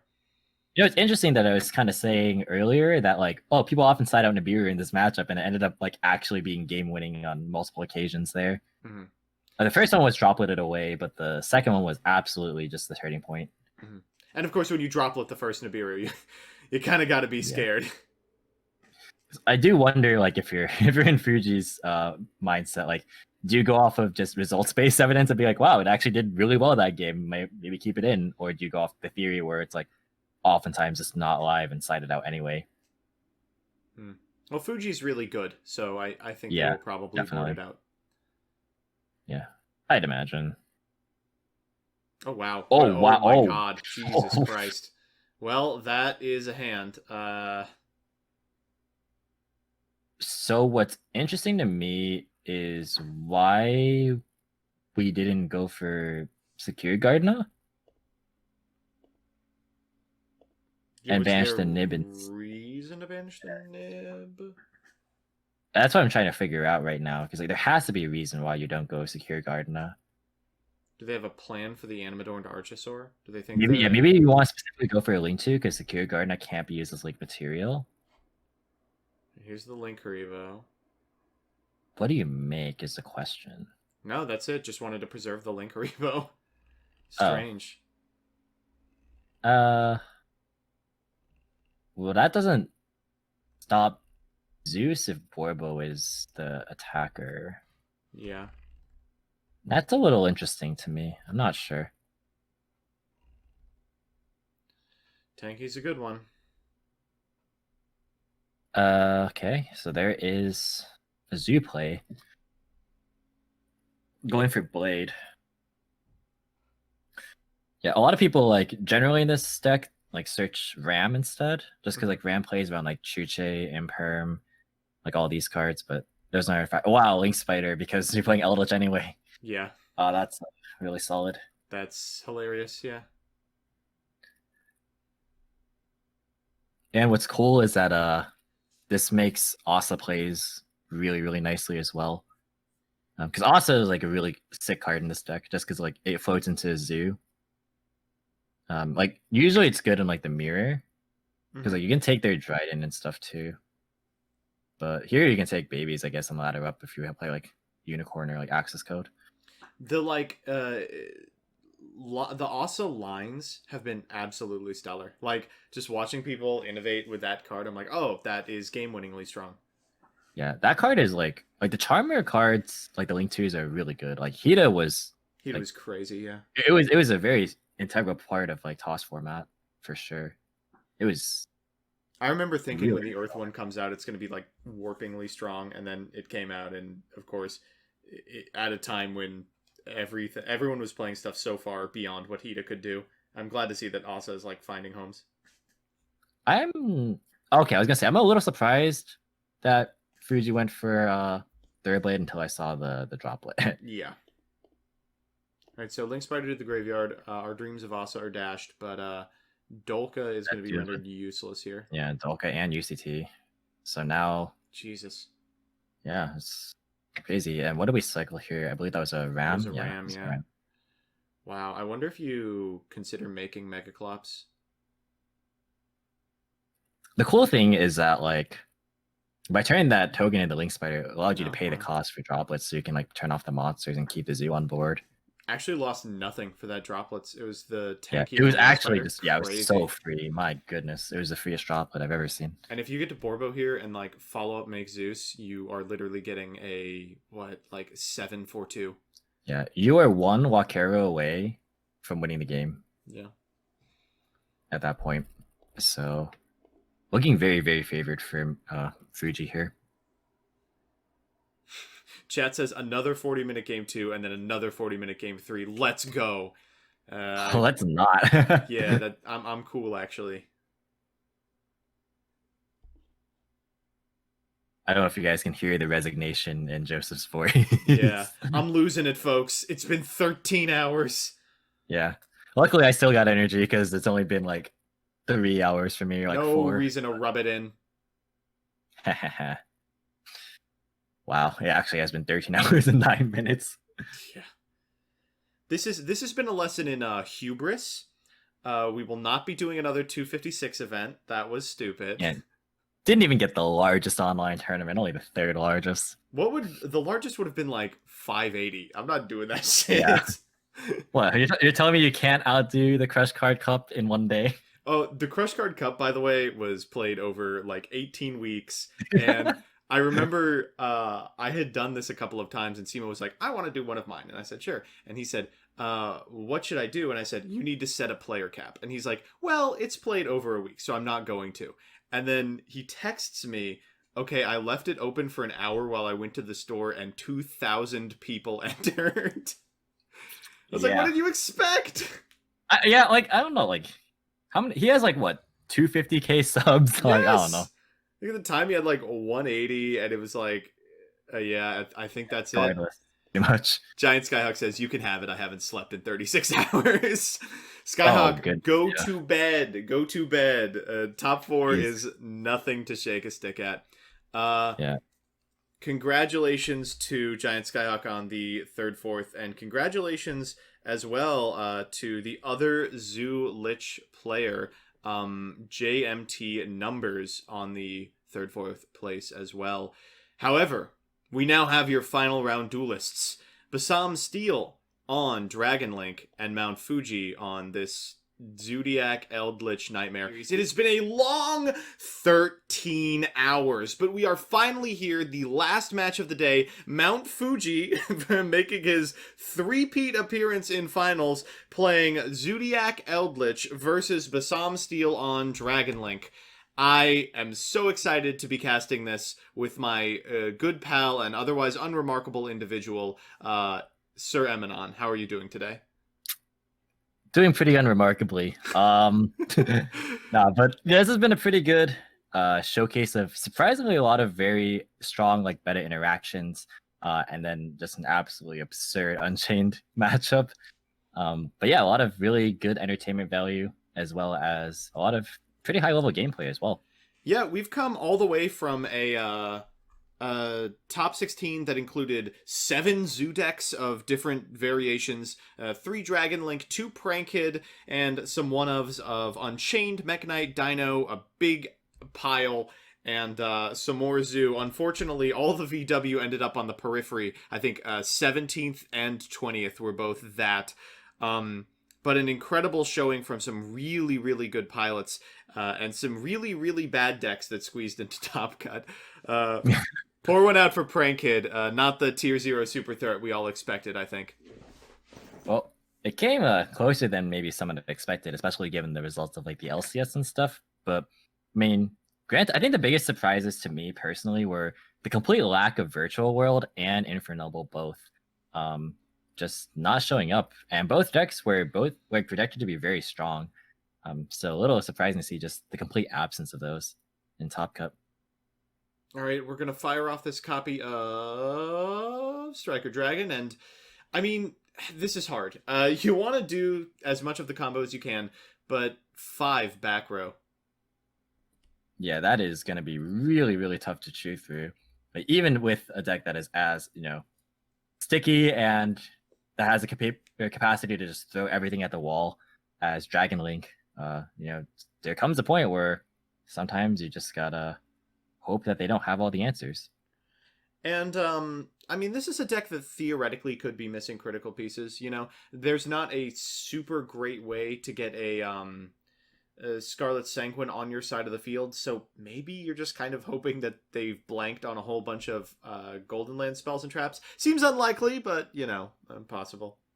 Yeah, I actually didn't catch what the Eldon search. Did you? I did not, but with the magic of log, we can see it's Haketo. All right, cool. Because I managed to join the room late because I accidentally had Skyhawk's name still in the search bar. All right, so oh wow, let's see Dragon Ravine. Yeah, whoa, it's been a while, huh? Yeah, remember when like it was weird when people started searching Divine Lance? Yeah, it was like, why wouldn't you? This is a foolish. Why wouldn't you play the foolish?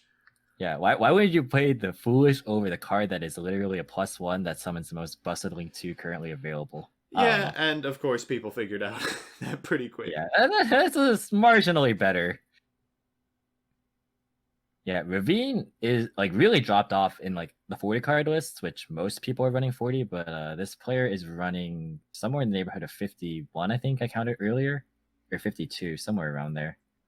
So yeah, definitely got the space if you're opting to run that many cards. I mean, I personally prefer the 40 card lists just because you're guaranteed to see the most broken cards. Like obviously Dragon Link can play enough to fill a 60 card list, but like just seeing Black Metal Dragon, like World Legacy Guard Dragon, Quick Launch, like all these really powerful extenders, you want to just draw them. So I think 40 is generally the way to go, but obviously able to make it here with 52 cards, proving that Dragon Link is still just the terror it is.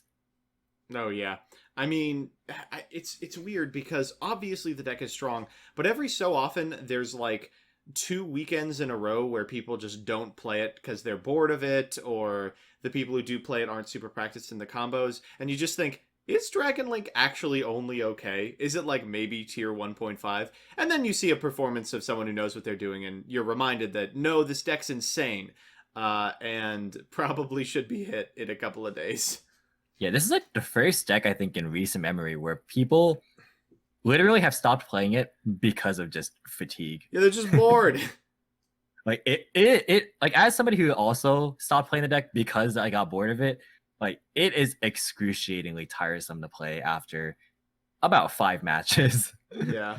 And, to get the rotation in and the little intricacies and everything like that, you gotta play, like 10 times that many. Yeah, so like I played the deck for the 3v3 LCS with a couple of friends of mine. And one of those friends hadn't played the game in a year and a half.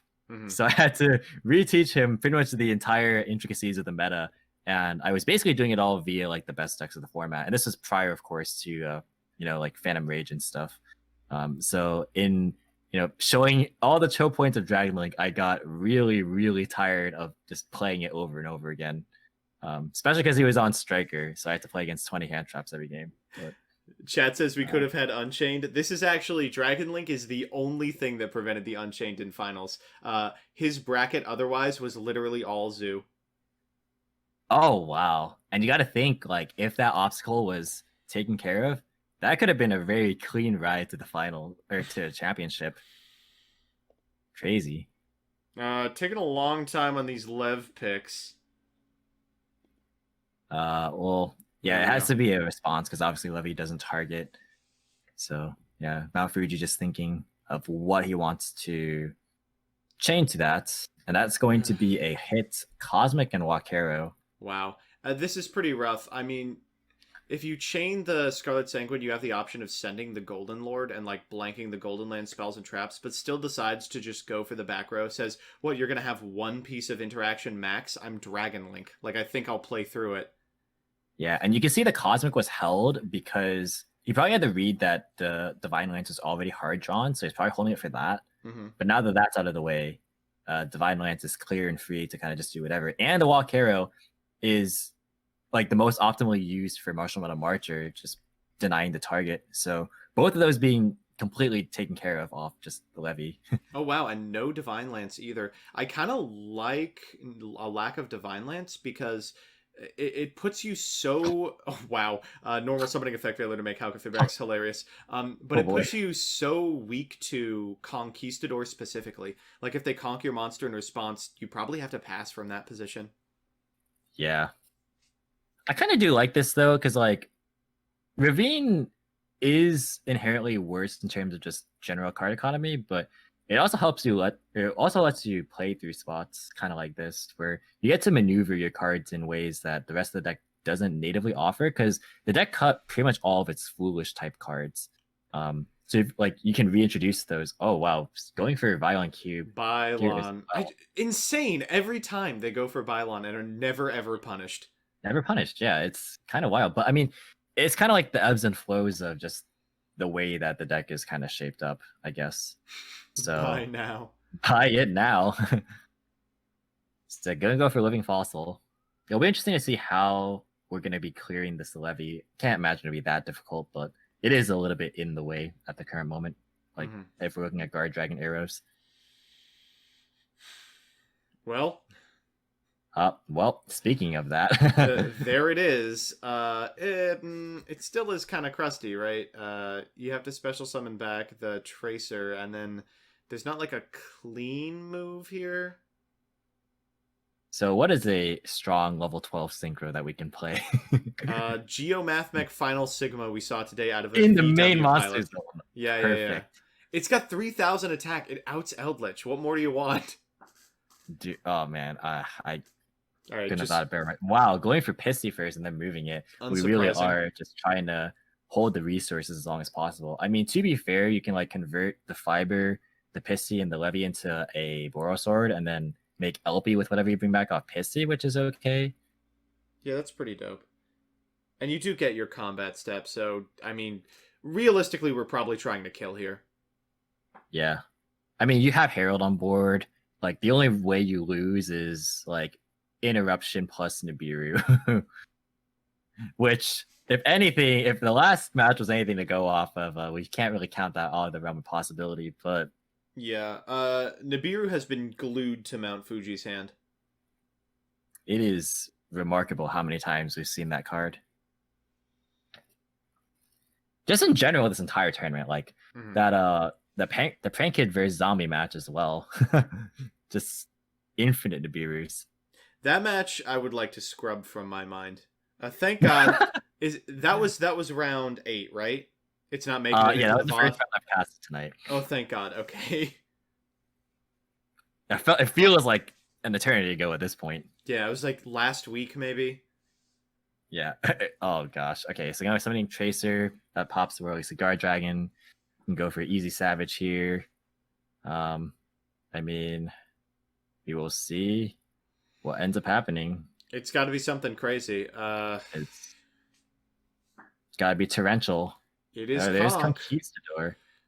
We You could honestly opt to just not negate with Herald, because like if he's baiting for Nibiru, then like you just lose. Well, Yeah. not lose off the spot, but like it's gonna be punishing. Wow, and yeah, letting it go.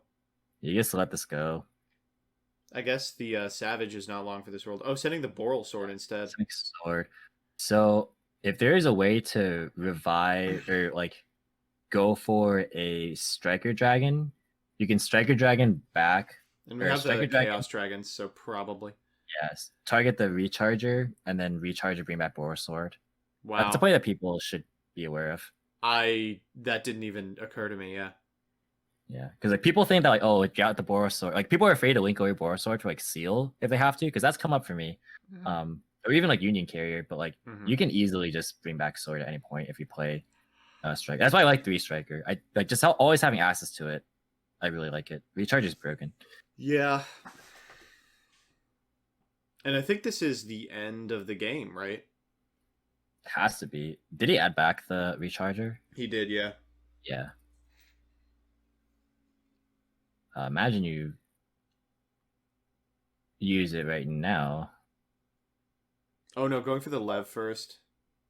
Going for Levy, but Levy uses effect. Yeah, it's just a dingus. It got bugged. What does that mean? You have Herald face up. Yeah, he is Herald.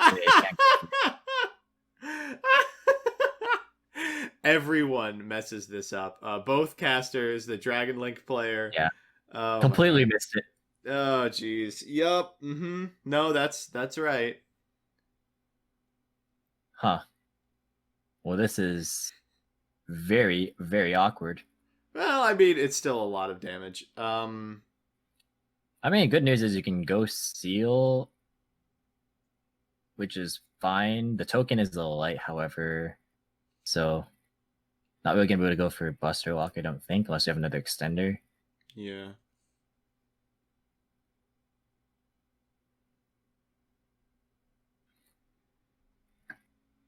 And this is still pretty good. It's pretty good, but Eldritch does have the capability to grind. Like Walkera is gonna be able to activate an end phase. I mean, you could just negate that too.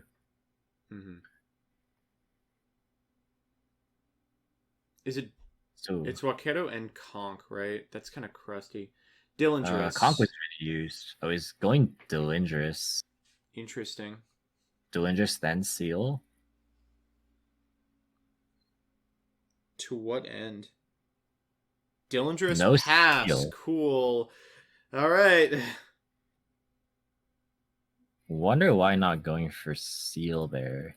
Oh wait, no, Tracer was used. I forgot about that. Tracer was used. Yep. Oh, this is how you know now you're late into the night where we're forgetting about Herald and Tracer restrictions. I've literally done so little thinking this match. I'm sorry. It's all right. I am operating at like maybe 60% capacity. Okay, so we've got Scarlet Sanguine this turn. End step, we get Hawk and Conk. Did we use Hawk? No. That is very strange. They must feel they've got the out to the existing board state so that they can resolve the Hawk this turn. Yeah, I guess to be fair, like getting the Walkero, even if it does resolve, like it doesn't do a whole lot during his own turns. I mean, he just wants to like resolve all of the golden lands during his own turn at the same time, where both Conk and Walkero can activate. If you've got like 3 must negates, you can't. Yeah, so it's like you can't deal with every threat. You gotta like, pick your options. And there is a Lord in Graveyard as well.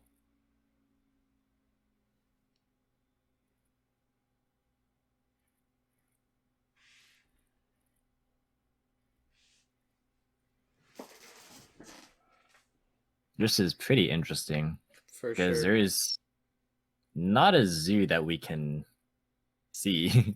If there is a zoo, I Might as feel like well. you would just slam it down. Yeah, I mean, normal summon. Ash. Okay. Wonder if he's playing a fiber package. Like Celine maybe? Yeah, like the Celine stuff. Droplet. Okay, Okay, there's Droplet. Ah, I got normal summon it because you can't send it from hand under Herald. right. That is really, really good. Yeah. So that is gonna be a pretty good answer. Gonna send both the Cursed Elderland and the Ash. That's gonna negate the Herald and the Savage. Wow, and suddenly we get to play the game. Even if that Yeah, card in hand is nothing, at end step you get 4 trap cards. yeah. But we know it's Conquistador because we just searched off the Cursed. Oh yeah. So yeah. There's a lot of Golden Land spells that are going to be in graveyard at this point. Or it's gonna be a second copy of Golden Lord, fair enough. You don't really want to be drawing at this point. Gonna be going for the Scarlet that's gonna set Wakero. That's interesting. Is there a Seyfried engrave? I don't actually know. There was a Seyfried in rotation. I don't think there's one engraved now. Alright, so yeah, don't have to really worry about the Wakero, because like that's like the most crucial interaction. That and Brotar. I guess there's Delindris, which could also come back. Wow, and they are going to be able to get over the most frustrating of these. Yep. So it's a little bit tricky though, because like there's only so much you can clear if you are playing exclusively with Eldritch cards, like in one Right. battle phase. Like, how are you clearing 5 monsters in one battle phase? You're probably clearing maybe like the Herald, as crusty as it sounds. It's the only one I that think you still do, has yeah, because the Savage right now is just a vanilla, just dead basically. weight. Yeah. Yeah, it looks like that's what we're going for. 32 to the face. Yeah. I mean, that's not horrible. You have Conquistador set, and you got like the Golden Lords or Golden Lands in the end phase. I mean, Which are only going to get. Yeah. the standout card from Mount Fuji's deck has been Forbidden Droplets. That I've card is never, putting. I've never seen it not be game winning for him. Yeah, we saw the Link Spider play. And we just saw like a whole host of just outrageous things that card is able to do. Like sending cards from your field turns out to be very, very strong when you could like send set cards as well. Okay, so We saw we Sky on have a Recharger in hand. That resolves a significant amount of the board. Let's see what's left in the extra. We know Union Carrier, Seal, Yeah. Martial Metal Marcher, and Protector Whelp, I think, is the last one. So Not a lot of help. yeah, not a lot of like high value cards. So because he's not in the third striker, he can't do the recharger play. I mean, he only has to play around Conquistador, but it's actually going to be tough to out this Golden Lord. Like, you can equip to Savage to make it big. If you conk in response, that like ends the turn, right? This Savage was special from the extra, so you can recharge her in response to that. Oh, that's Or on cute. resolution to that. So yeah, that's why he's letting it go here. It is. I do wonder if it was worth using the conk on the carrier then at that point. Yeah. It seems really bad though. Yeah. But then you have Warlord Cigar Dragon now to deal with it. That's gonna be Red Tracer, which brings back the Lindris. So Wow, that is no quite flip long. here.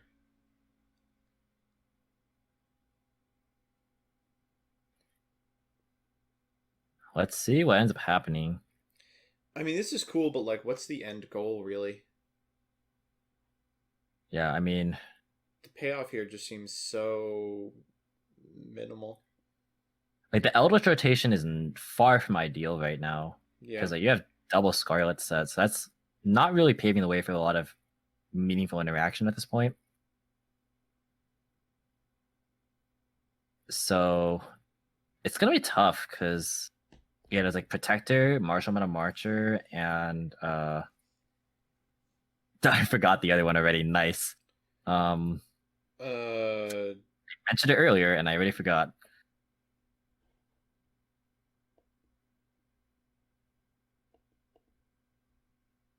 I'm sure chat will be able to tell. Yeah, I'm lost, unfortunately. You can tell about the state of this, how this stream is going. All right, we're gonna go ahead and summon a Magna Rocket from deck. Sure. Okay, there's the safer. Let's get back a Levy. Kind of out of zones here. Yeah, zones are spheres. Oh. So, yeah, seal, right? Yeah, I just can't remember. Okay, so by getting rid of safer, now there's nothing that can attack over the Golden Lord. Mm-hmm. But you can I think Recharger works on Battle Destruction as well. Correct me if I'm wrong there. Let's see. Sure. Destroy the battle card. Yeah. So you can crash your Savage, and then you can use Recharger to bring back Sword. But then you just get conked, and then you just die. Whoa. Gonna be choosing to go for the destruction off the token.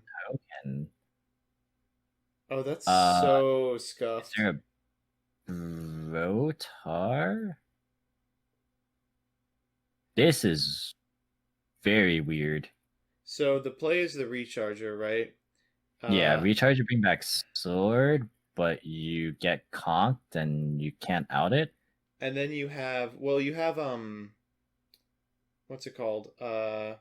Space for the Lev here, but that doesn't really do what you want. Oh, wait, Magna Rocket can send the Eldritch here. Right, I forgot. Wait a minute. Oh my god. You never get to see this. So Magna Rocket, if it's targeted by a Link monster, gets to destroy itself and then send a monster on the field to the graveyard. So non-targeting, non-destruction. Not super hot because they've got the Scarlet Sanguine set. Yeah.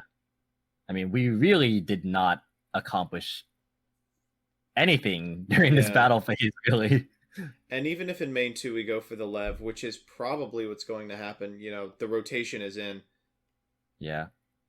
I mean, you got the Walkero. Oh, wait, no, I think we're out of Scarlets. 1, 2, yeah, I think we're out of Scarlets here. But still, actually, that could be relevant. I mean, if a white would do it, or anything really would do it, you can use the Eldritches in graveyard to just walk over the Union Carrier.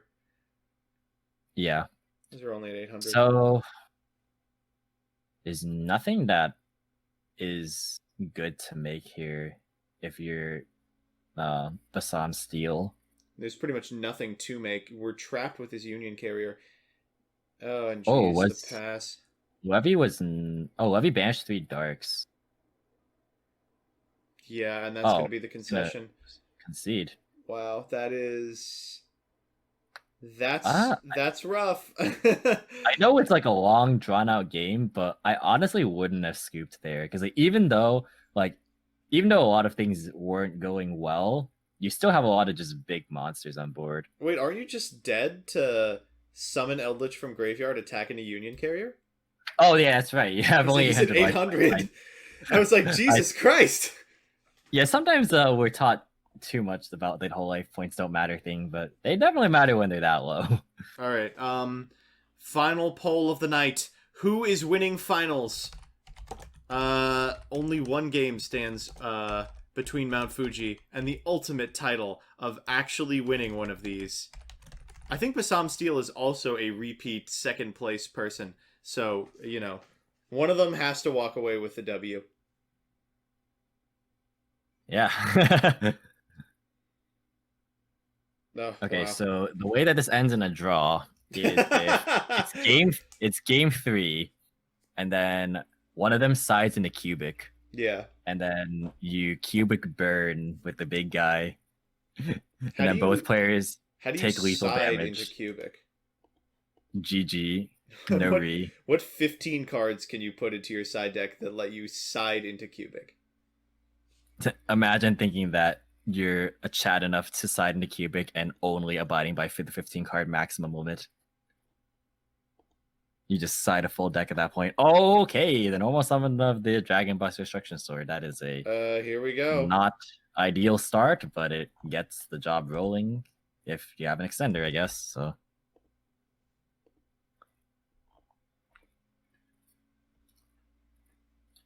All right, well, there's Red MD. Red MD going to bring back the small boy. This is a pretty weak-looking hand, to be perfectly honest. There are 3 unknowns. I mean, they could be the craziest extenders, but we'll just have to wait and see, I suppose. This is not the ideal position you want to be in, especially when Mount Fuji could obviously just side into like 3 trillion hand traps. Out comes the Phalanx. Gonna go into a copy of Link Cross. All right, here we go. All right, you gotta say the line now. One last time. One more time for the road. Yeah. Well, I'll wait to see if a Nibiru gets fired right here. Oh, okay, okay, fair enough. That would have been funny if you said the line and then Nibiru went down as the response. Have you seen this combo before? Back Say comes Nibiru. the Phalanx. And now Nibiru. Now Nibiru. Nope. You know what would be really funny? Really, is if he, really. It would be really funny if you held it for here. Never gets punished. What if he held it for here and was like, I know you're going to go to the cube, you idiot. I mean, that is like legitimate sort of like mind gaming / metagaming, like back and forth. Mm-hmm. Again, like just the ebbs and flows and what comes in and out of the format. All right, living like fossil back the Phalanx here, and this is it, right? We'll just we'll get to it. This is a combo. Yeah, if you have Tracer Axis, you get Levy. If you don't, you get Tracer, and then you just miss out on the card rip. But functionally, it's the full combo. Oh, we're getting Tracer. All right, so it looks like we're not gonna hand rip unless if we open the Levy. We could have opened Smoke Grenade. That's also true.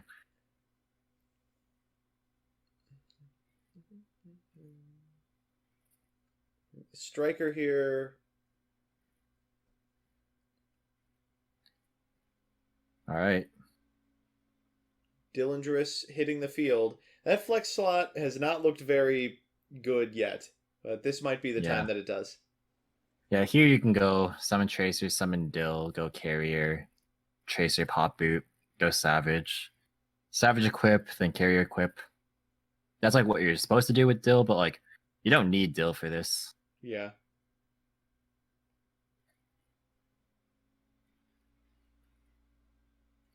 Because you could just use your zones differently. Mm-hmm. And then you reserve a spot in your extra. It's like with this full combo, you end on 1 card in your extra, or 2 cards in your extra deck rather.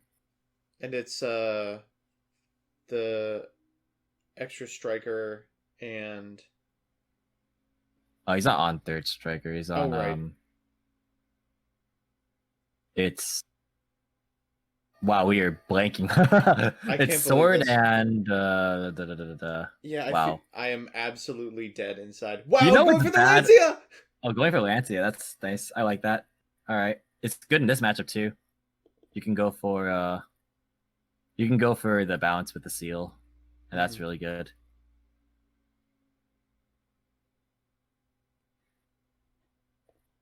Oh yeah, right. You don't have to use a 2nd striker dragon for this combo. That's right. Yeah, so you trade the 2nd striker for the Delindrous. Oh, cool. Okay. All right, forgot about that. Yeah, because the way that other people do the combo is you go through 2 striker. I was like, wait, there's something that I'm just completely forgetting about that's really obvious for some reason. But yeah. Listen, we've been up for a long time, and it's been 6 months since we've seen this iteration of Dragon Link as well. Yeah, like for some reason, this became the weird part. Even though, like, in actuality, it is effectively the same thing.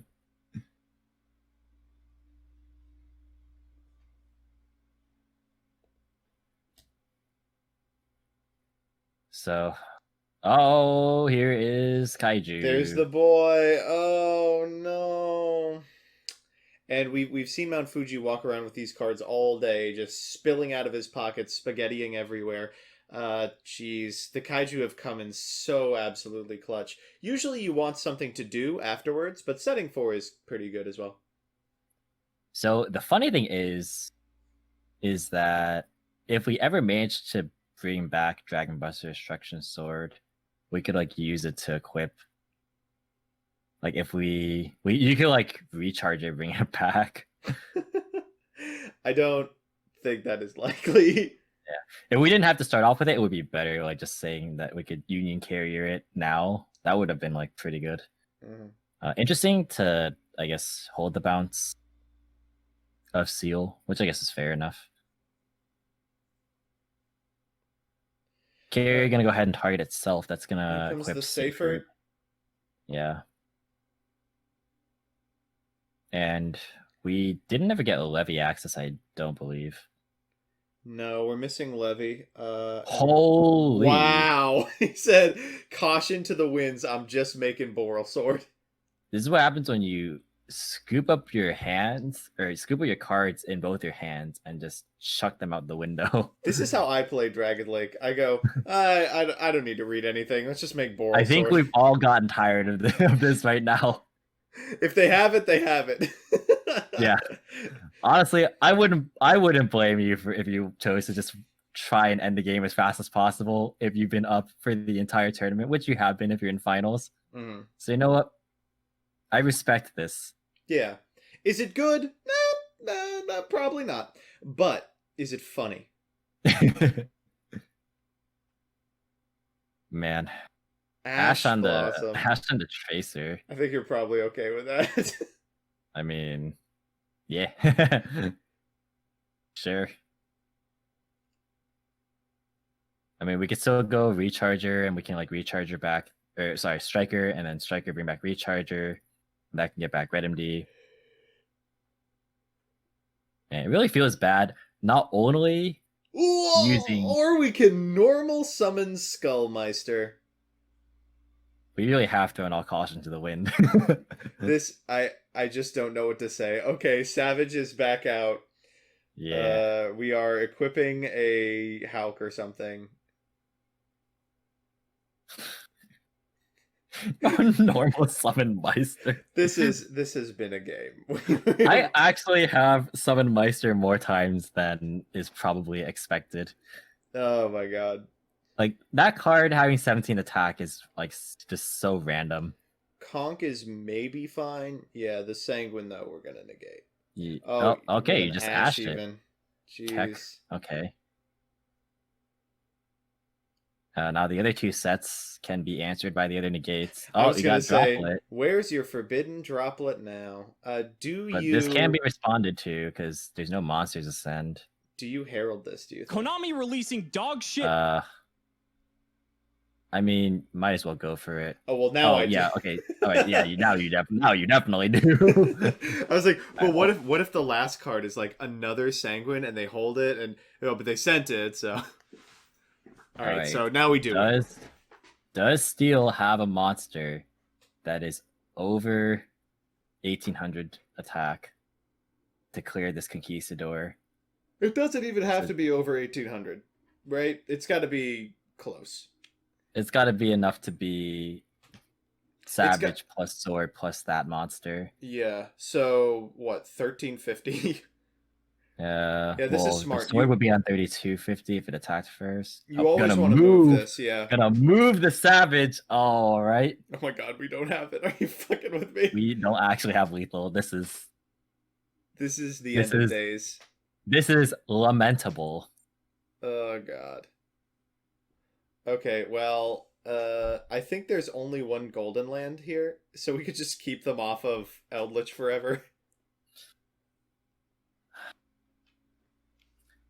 All right, where's the tremendous fire? I know you cited it in. No, okay. Hey, wait, we did get a Mech Knight match in finals. We got to move. Correct. We got to move a monster. Jesus. Good lord, this is so sad. This is, I mean, it's sad, but this is like a This is like deconstructed Yu-Gi-Oh! This is the meta stripped to its barest of bones. This is what happens when you just don't have a time limit. Yeah, we're not doing 256 again. My God.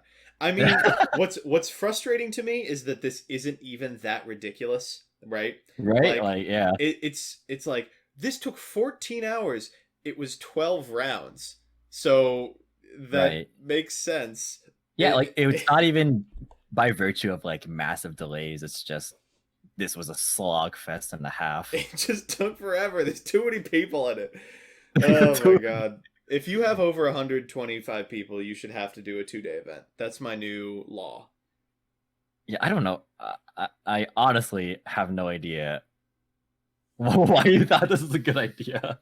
I know the minimum that I'm comfortable hosting, and I wanted to find out the maximum, and it turns out the maximum is 128. Yeah, we are. Yeah, this is not happening again. Yeah. Oh, you were hosting a tournament that is larger than Philly Regionals.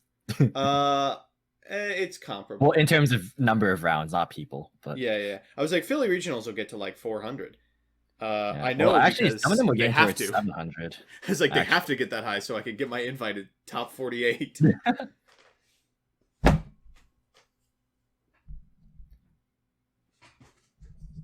Oh, I miss Philly Regionals. I can't go to them anymore because I moved away. Yeah.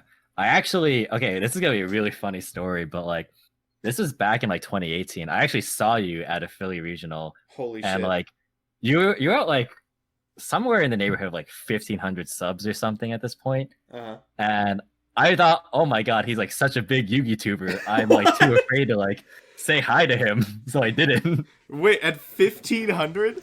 Oh my God. Yeah, you were like so real small. That's so funny. And I was like, oh my God, he's like so famous. I remember at Nats like 2018, I put out a mat, and at the time my mat was the background image to my channel. Someone was like, "Oh, like, do you like that YouTuber?" And I'm like, "Oh," I was like, I guess so, yeah." And he's like, "Yeah, he's not really my style." And I was like, "Oh, thanks, dude." Oh man, you hate to see it. Yeah. All right. Enough reminiscing about back when we all got to be together and have fun, and more flipping Mistaken Arrest in response to Chaos Space. Yo, that is so hot. Mistaken Arrest has been coming in so clutch. You are under arrest. Oh, God.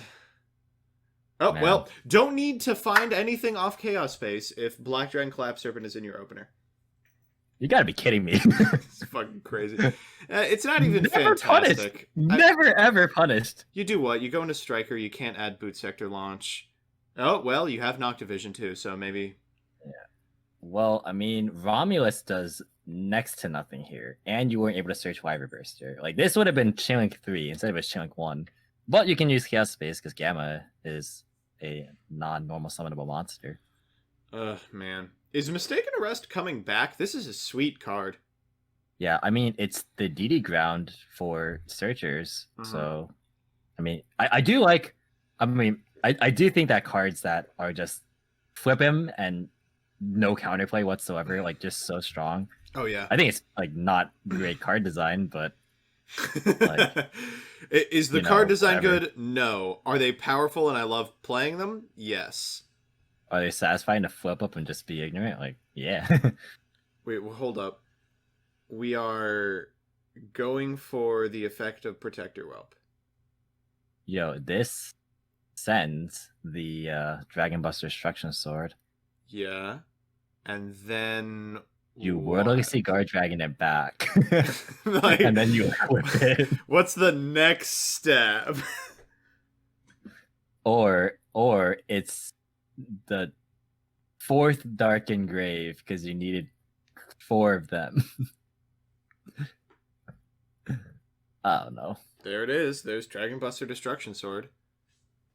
I guess Levineer is probably the follow-up, right? Link Cross.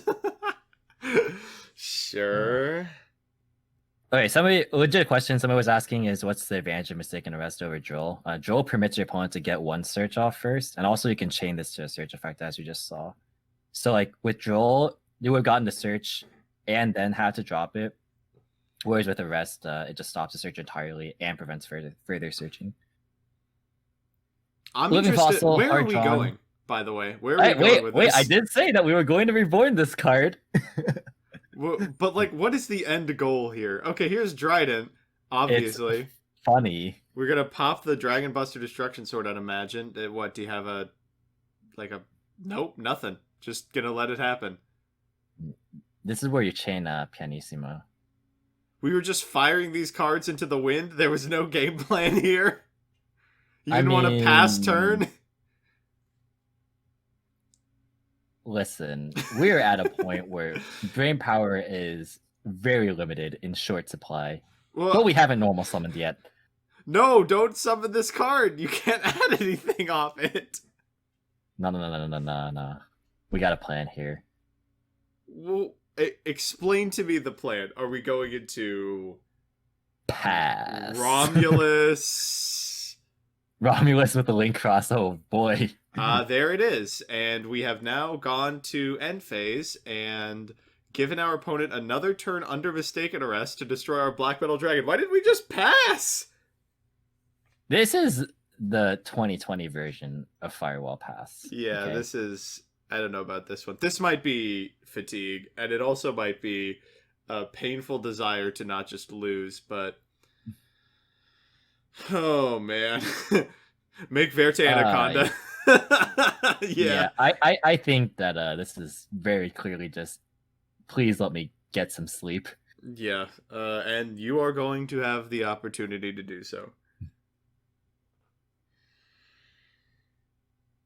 This is like, We how can I like lose but not lose intentionally, but still not make a board that is going to be threatening enough to where this game's going to drag out. This reminds me of boards you make when you are trying to intentionally draw to your friend in Swiss. Jokingly, of course. Jokingly, yeah. My God. Oh, man. 8 rounds of Swiss. That is a full-on regional for like a lot of places. Jesus Christ. I feel like Chaos Space getting mistaken arrested, you've committed nothing. Like, why not just pass? Yeah, especially when you already drew the Collapse Serpent, right? Like, Right. pass, and then your opponent is unlikely to OTK you. I mean, like, you're gonna have to deal with Zeus, but I mean, sure, right? Wow, Right. Dryden popping a Link Cross. Sure. I mean, on the way to Zeus, so fair enough, right?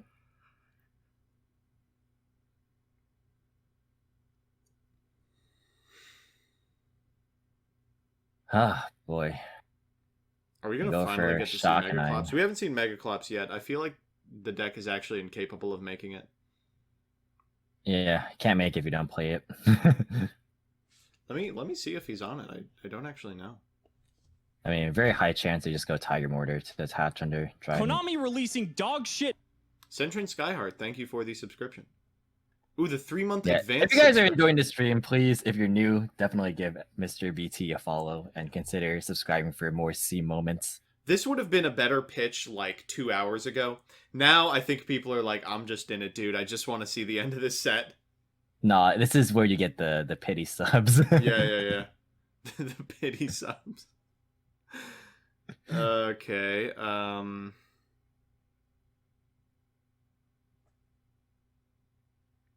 Here comes Borbo. So we can make Zeus. Zeus Dryden. That'd be kind of sweet. We hit the 14-hour mark. Yay! Oh, boy. Oh, exciting. That dragon guy Wow. is very bad, says Bassam Steel. Bassam, get back in your game. What are you doing?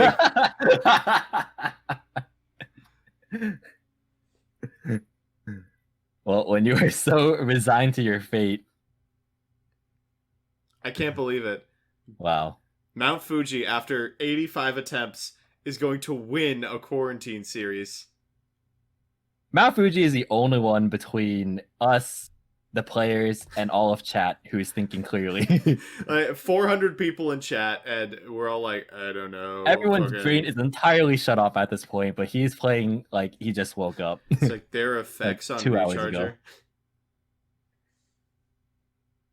Oh, there's the baby, the Skullmeister. Skullmeister. Skullmeister coming in hot will negate the Haketo, but you still have to beat Zeus and Trident, which seems unlikely. Hi. This is 10 more hours? No, thank you. I do my 1 yearly 24-hour. I'm not pushing my luck. I honestly could not physically do a 24-hour. I would never. Literally, if I get like 6 hours of sleep, I'm gonna feel it the next day. I mean, you feel it the next day. It's not like I'm like, okay, and now I'm Oh yeah, fine. no, but like, I just can't function if I even get like slightly less than the recommended amount. Wow. Carrier. Look at this Gonna nice young college lad. Has to Oh, get yeah. the perfect amount of sleep and rest and hydration and not commentate Yu-Gi-Oh! For 14 hours. Oh gosh, if I ever ascend to your level of being able to tolerate this and law school. Good Could luck in never. the SirEmanon Cup, by the way. Oh yeah. Oh, don't worry. I made the wise decision of capping it at 64. God damn it. Oh man, wow. And you know, even if this was a closer game, it is nice that Fuji has everything. Yeah, like this. Yeah, like Fuji had a real shot at winning, even if everything was optimally played on Dragon Link's end. This is fun. Popping the Union Carrier here.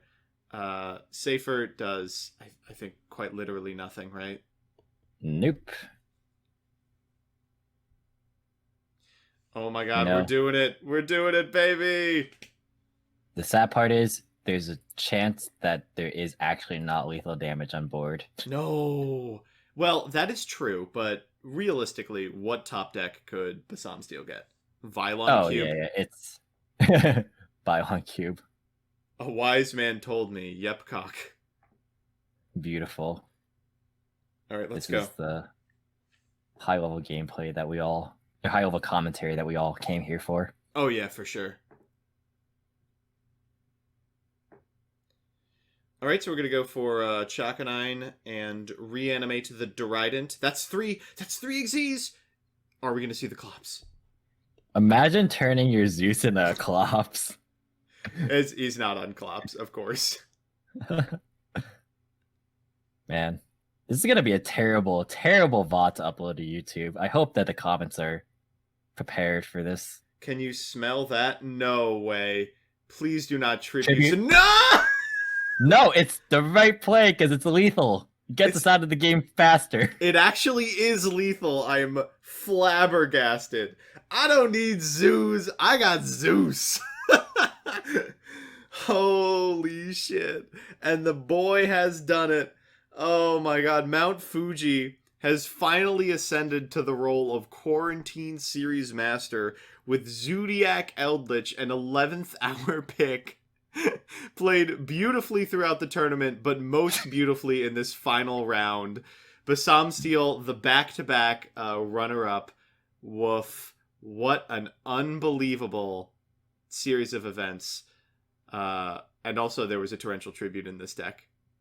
Incredible. Well, shout out to the Bureau for carrying Mount Fuji in multiple different ways here. Wow. And that was incredible. Congratulations to everyone who made top 16 and played in the event. This was the largest event that I've ever done. It is the largest event I will ever do. That was assuredly to never happen again. Yeah, that was a bit of a mistake. I hope everyone had a lot of fun. I hope everyone is excited to finally get a chance to go to sleep if you followed the entire thing or played the entire thing, God forbid. If you are owed prizing, I will get it to you tomorrow. If you're in the Quarantine Series Discord, I'll delete it tomorrow, so if you want to swap lists, now is the time to do it. If you're interested in seeing the lists that were played, they'll be on YGO Pro Deck tomorrow. But in terms of what we're doing tonight, I think we're pretty much done. Emanon, any final words? Something ban VFD. Actually, virtual didn't even top. Yeah. something Nibiru broken. I don't know. I don't have anything else to say. The gameplay has spoken for itself, and you guys have all witnessed it on full display here. This is what happens when the collective Yu-Gi-Oh community just actively tries to remove as many brain cells from the pool as possible. Absolutely.